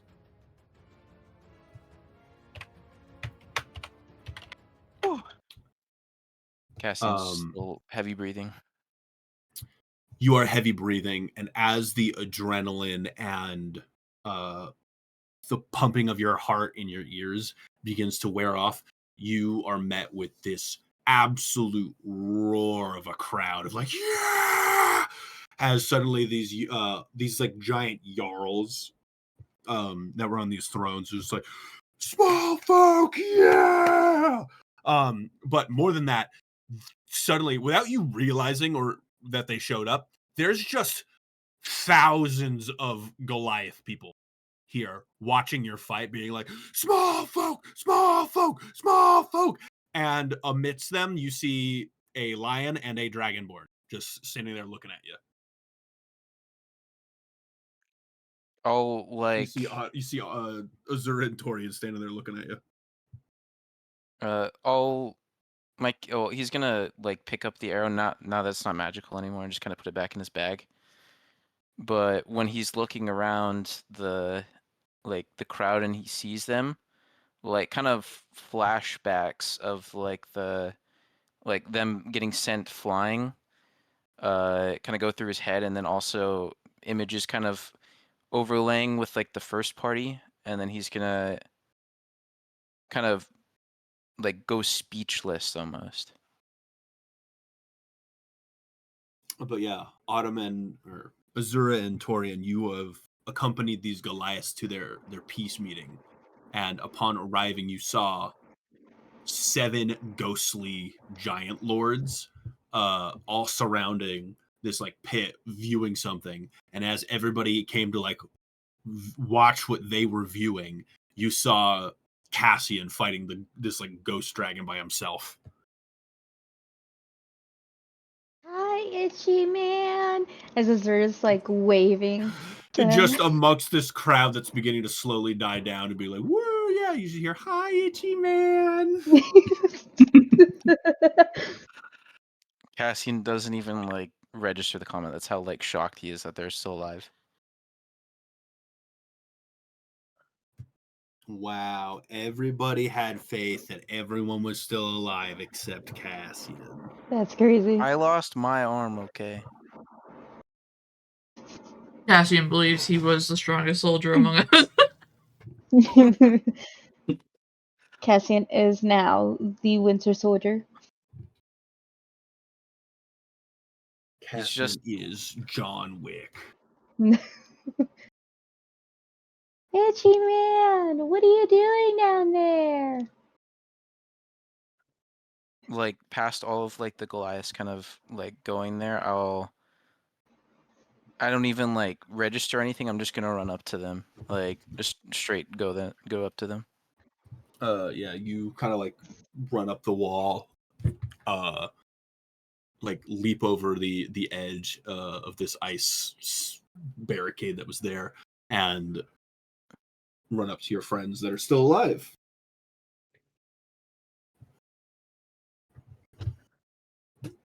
Once I get to them, I'm just gonna like straight up like hug both of them. That's all. You're embracing this hug from your friend Cassian, both of you. I'll point at Cassian's arm and ask him if he's doing okay. I'm too busy hugging him. It's okay. He gave me a Oh. hug, I give it back. It's fine. I'll kind of like look at that, look up and be like, kind of going back to like that happy facade, not facade he had, but like the happy likeness that he had. He was like, it's just a little battle wound. Kind of joking a bit.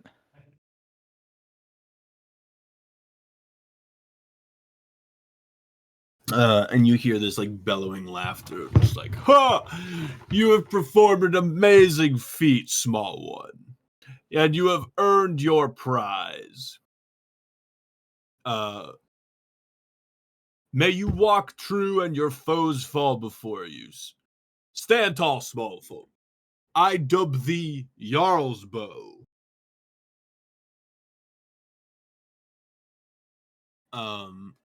And everyone begins to yell, Jarl's Bow, Jarl's Bow. And as he does that, you see that his throne specifically begins levitating up in the air, and it was kind of like a keystone. And the hole that it leaves in the ground, there's a staircase leading down into a vault. I'll like kind of look to the other two, and I was like, "You guys want to come with me, or am I like, oh, can I go take them with me?" Like, Preferably, it's just you, but I don't know. I don't care, dude. I say Toron's just gonna walk in with him. yeah, we're going down the stairs. Yeah, go get your treasure. I'll be here. Within there are a couple of chests. Inside one chest, there is this large curved axe. It looks like a great axe. And you remember one of the Jarls up there as they were like murmuring, talking about how they felled a forest of treants. And it's like this would have been that axe that did that. And you remember another woman talking about how it went like fishing and like just fished up like a blue whale, because you see that there is a box full of like angler stuff. So the hand axe, any one of you who wants it, or not a hand axe, but the great axe, it's called Jarl's hand axe, and any one of you can add it to your inventory. In the next box, there's a bunch of like angler stuff called Hook of Fisher's Delight and Angler's Worldly Fisher. And there's a so the Angler's Worldly Fisher, and there's one more thing, a Hither Tither staff. The Hither Tither staff and the Angler's Worldly Fisher are the same item. They are this long bamboo fishing rod with golden inlays, and then it has a hook on it called Hook of Fisher's Delight. So there's 3 magic items in that box. And then the final box, there is a bow that seems to be made out of like dragon parts, and it's called Dragon Wing Bow, and it looks to be made out of the remains of the dragon that you just fought, Cassian. In total, in all of these chests combined, you find a fist-sized ruby equal to 250 GP, a diamond the size of a brick that's worth 300 GP, and a black sphere about 1 foot in diameter.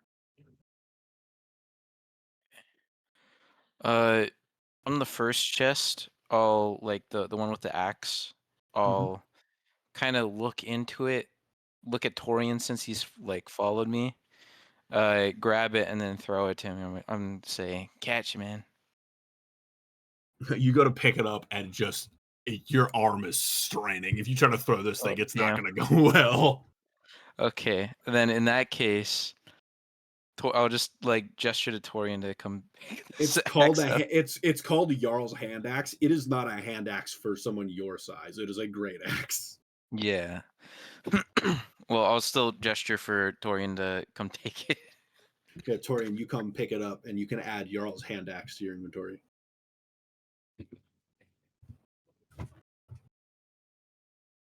Then for the second one, yes, Anne probably could have done it.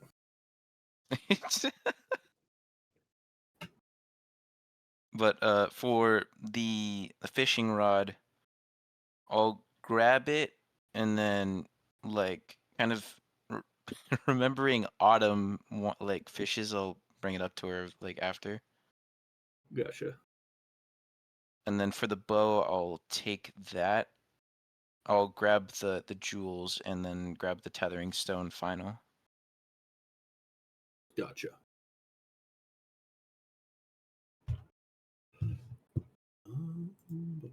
What did you say the bow was called?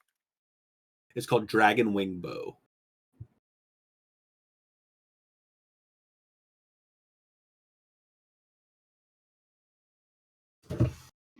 Sorry, what's the fishing stuff? So you have 3 items. One is called Hook of Fisher's Delight. The other one is hook. Oh, hook. Ooh, okay. The other one is called Angler's Worldly Fisher. Oh, jeez. Oops. I couldn't find Dragon Wing Bow. God. Hold on. Damn Angler. Angler's Worldly Fisher? Worldly Fisher, yes. Okay. 2 backpack. And then the other one is called Hither Tither Staff. Hither.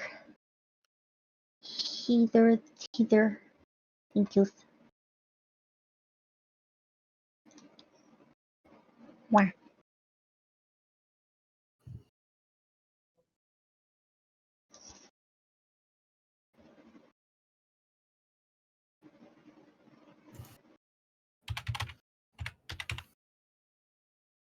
I just gave her portal magic. Uh-oh.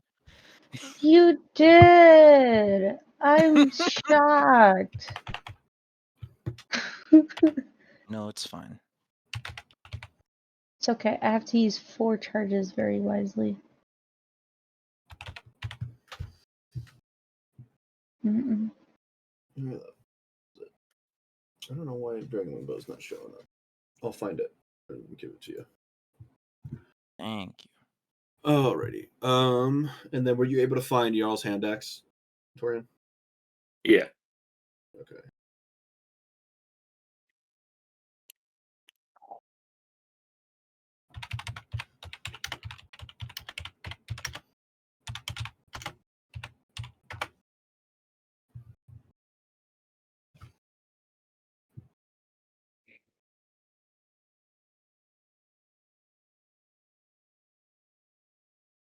All right. But you see this like large congregation of individuals, like of all these jarls and all these not giant folk, these giant ghostly jarls and these Goliaths that are here. Fellow jarls, our descendants have come. Pray tell, what's the occurrence of this visitation? And then you see that it's like great jarls of ages gone. We have come for a peace summit to attempt to resolve issues between our warring tribes. And you see that Rigar Yava, he's like, warring tribes? Were you not all one entity last I checked? One great giant tribe. It's like, yes, but there have been many issues. Well, what are these issues? Like, and then kind of like when that comes up, it's just like nobody has a real answer to give him.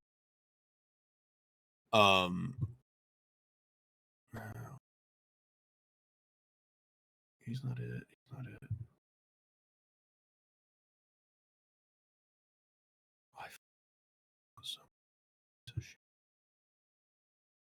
Where are you?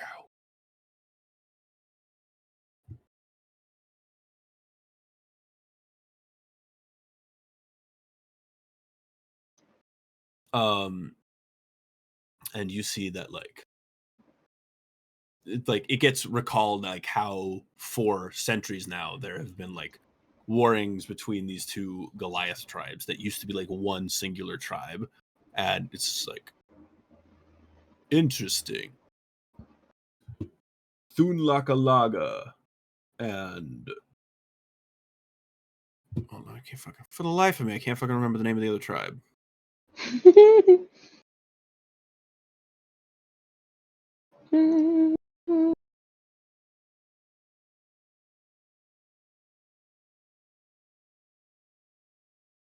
A Kanathi. So he like those names ring true because there are two jarls here, one named Thunlakalaga and one named Akanathi, and they like you see that the head honcho here, Regaryava, looks at both of them. It's like, explain now. Why have our descendants, those bearing your names, your titles, been warring with each other instead of going out and claiming conquest over the domain? You two would have been the last to interact. Explain yourselves. And you see these two are very clearly like siblings. Like one is a brother and a sister. It's like, well, my Jarl, and this is Akhenathi speaking. It's like there was a bit of a dispute involving. It's like out with it. We were fighting with each other, and it seems our descendants got swept up in it as well. Seems we may have, and then just Thunlakalaga chimes in. It's like we may have enlisted some of their help in the strife. It's like, well, what was this great issue? you see that neither of them really wants to speak on it, but it's like, Riva, and they're like, Riva? What is this Riva? It's like, she was a giant, my Jarl. She was a hell of a woman. Both me and my sister here sought her hand in marriage, and it's like, and which one of you got her? And then you see Akhenaten like looks down and is like, she chose a cloud giant from the west, my Jarl. And you see that the mood gets very tense really quick of just like, Rigayaba is like, you mean to tell me that for the better part of a century, our descendants have been warring with each other, damn near killing each other off in pitted combat, when there are greater and better conquests of the realm that they could have been focusing on, simply because the two of you were fighting over the hand of some chick that not only neither of you got, but you lost to some cloudy? And there's like a long pause, and like both the Goliath tribes are also kind of like stunned by this. And then there's just this raucous ha! Ha! Ha! Ha! Ha! As all of the other Jarls and all of the Goliaths begin laughing at these two individuals for fumbling that. And there's just this, that's the kind of the vibe the rest of this goes on with. And the other two are just mortified looking. Thulnakalag and Akhenaten of his and that's kind of how that's, yeah. And eventually, over time, you see that the elder of the Thunakalaga tribe comes over to the three of you now, not the two of you, and he's like, it seems peace talks might be able to go a little bit smoother with all that has come to light. You do not need to mediate the middle of this anymore. The Jarl of Jarls will see to that mediation while he is here for the night. We thank you for all that you've done for us.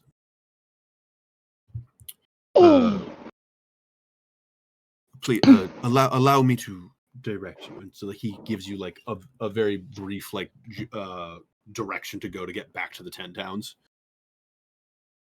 In whatever quests you find yourself on, I wish you luck.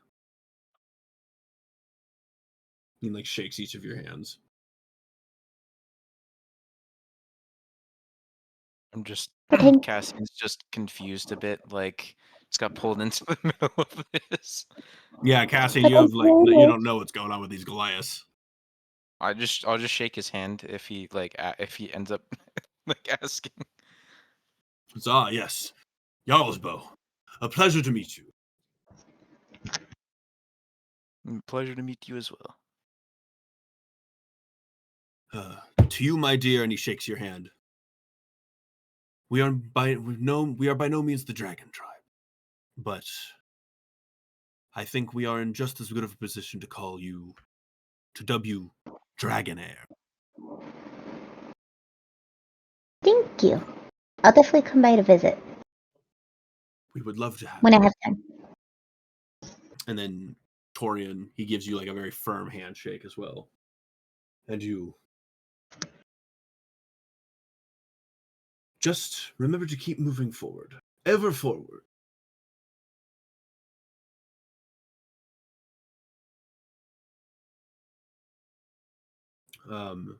And he bequeaths you the title. What title did I? Where's Torian?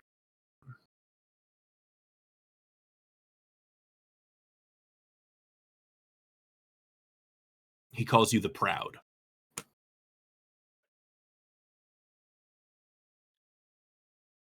So yes, you all have your titles. And you set forth, and then you arrive eventually in Goodmead. Good old Goodmead.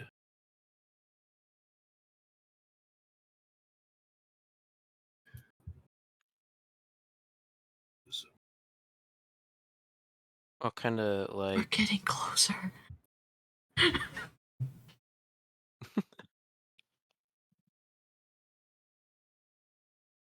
I think y'all arrive in Goodmead, and is there any place you're trying to head to in particular once you all arrive here?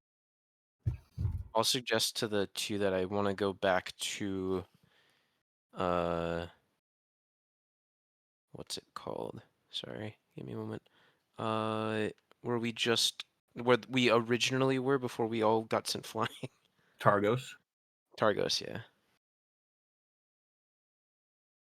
Okay, that's quite a way away. Is there anything you try to do while you're in Goodmead? Have no idea. Probably just take suggestions.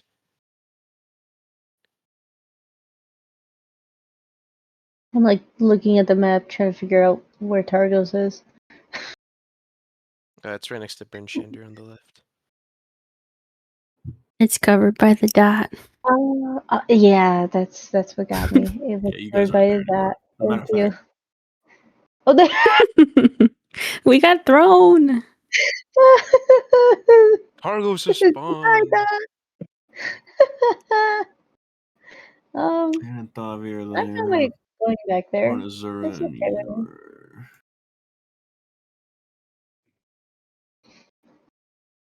And then you are. I'll suggest that, and then I'll also be like, also like try and figure out where our the rest of the party is, if like, since I know at least like most of us survived, or some of us survived. As you drawing guys the are party. walking around town, you guys are suddenly like spotted and seen by Kelsman as you guys are arriving, and he's going about town, performing like certain rites to the area of just like speaking with like guards and militia who are just like working on like protecting the town in case so nobody can just like no giant folk or whatever can sprint in, kill a guy, and then steal something and leave like last time. They've begun incorporating more help from the flaming sword, and you see Kelsman spots the three of you, and he's like he gets this like worried look on his face. He's just like, come here quickly now, and he like ushers you guys to the shrine of the flaming sword if you follow him. I'll follow Latorian. Yeah. I mean, if someone is looking at us concerned and is telling us to follow him, He quickly like I'm gonna ushers you follow. guys inside his the shrine that he works at, closes the doors behind him, and said, "Good heavens, where the lot of you been?" And I get tossed Blue. across the world. We flew. I'll raise my arm. And he like quickly like picks up some like. He says, "I'm so sorry to hear about that. That's a dreadful wound, but I'm glad you've gotten something to work for it." And then he tosses all of you guys some like blankets or whatever, and it's just like, "Here, wear these. Put these around you." Like, and he just like tries to put them on like one of Cassian to like hide him. What's going on? You guys can't be walking around out in the open.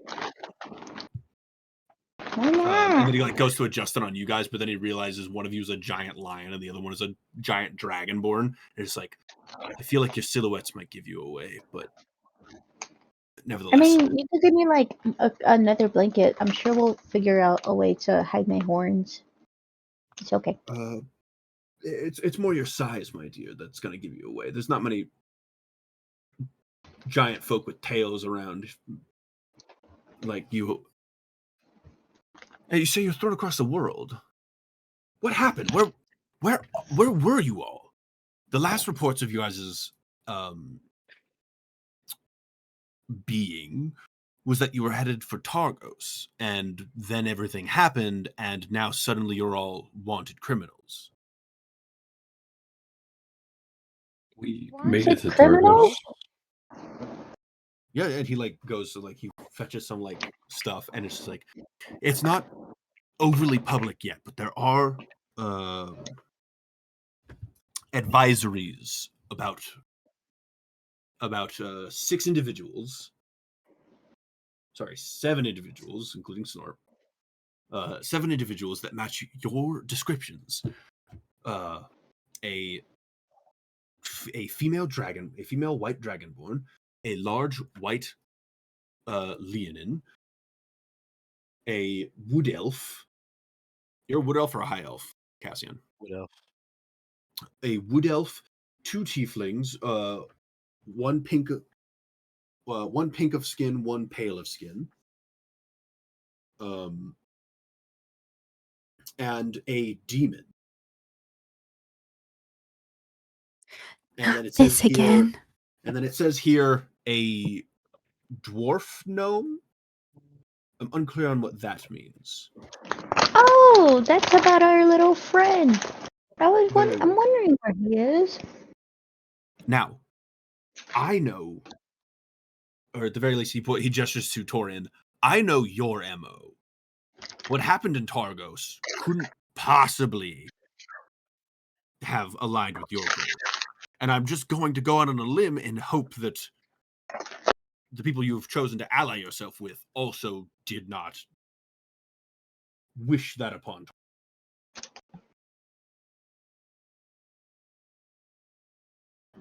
Cassian will explain like what happened while like before we all got sent flying in Targos. Chardolin, they have been making their rounds lately. I just didn't expect them to make such a raid. Something must have spurred them. Something must have enticed them to make that push. Unfortunately for you, if that information had if rumors about that had spread at the same time rumors about your presence in Targos had spread, the Chardolin Berserkers would have been a much more believable rumor. People would have believed that more than you. Because up until that point, you had just been seen walking into towns, exerting your will on places in ways that benefited the town. So people just assumed that you were a force of good, but now they think maybe you were just asserting your will on the town or on the locale, and it happened to benefit the town. Now the people aren't sure anymore. It's been too long. I can.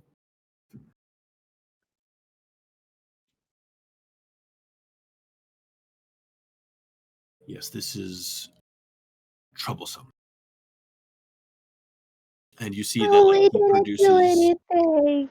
You see that he produces like wanted posters of like a lot of you that have like vague descriptions and like drawings of the lot of you. These have been posted all over the 10 towns. Excuse me, but they got my snout wrong. No, they didn't, and And that's they the made me look problem. bald. They made me look bald. I have hair. I see.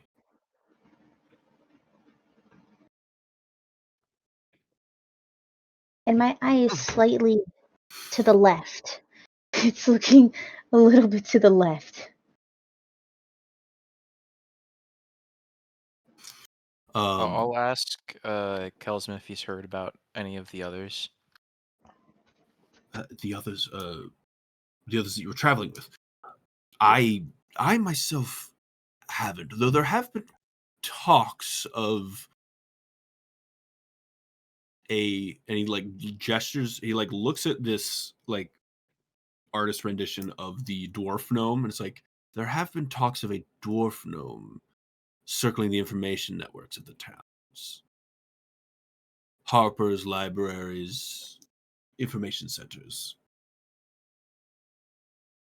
Where was the last time he was seen? Last I can see he was headed north. No.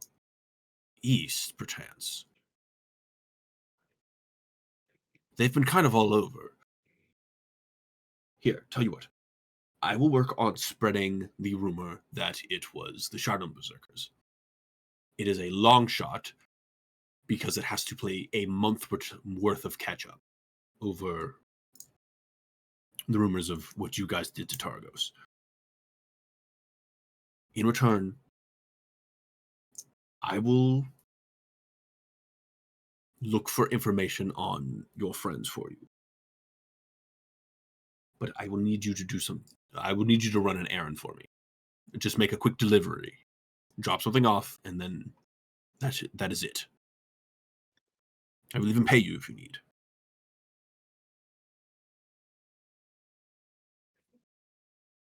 I'll look at Torian just to see what he wants. We can make the delivery, and you don't need to pay us. You've helped us out a lot already. Thank goodness I didn't want to. Okay. And he takes you guys over out back of his shrine, and you see that he has loaded a lot of crates onto a sled. And it's a covered sled, so you guys won't be super conspicuous while riding it, but he's like, okay. And he hands you the reins, and there's an axe beak ready to pull it. He's like, I need these delivered to Caer Konig. Post haste. I trust that you won't look in them. They are for the buyer's discretion only. Can I trust that you will see this done? Yeah, we can do that. Yeah. Very well then. I will get back to you with any more information that I can. I will send it. I'll find you, and then I'll send it to you. And I will get to work on circulating the rumors to clear your names. Until then, try to maintain a low profile.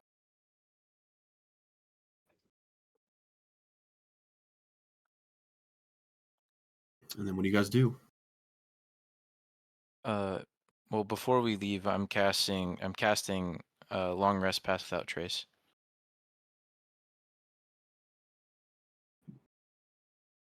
Okay. So we will be more concealed. Gotcha.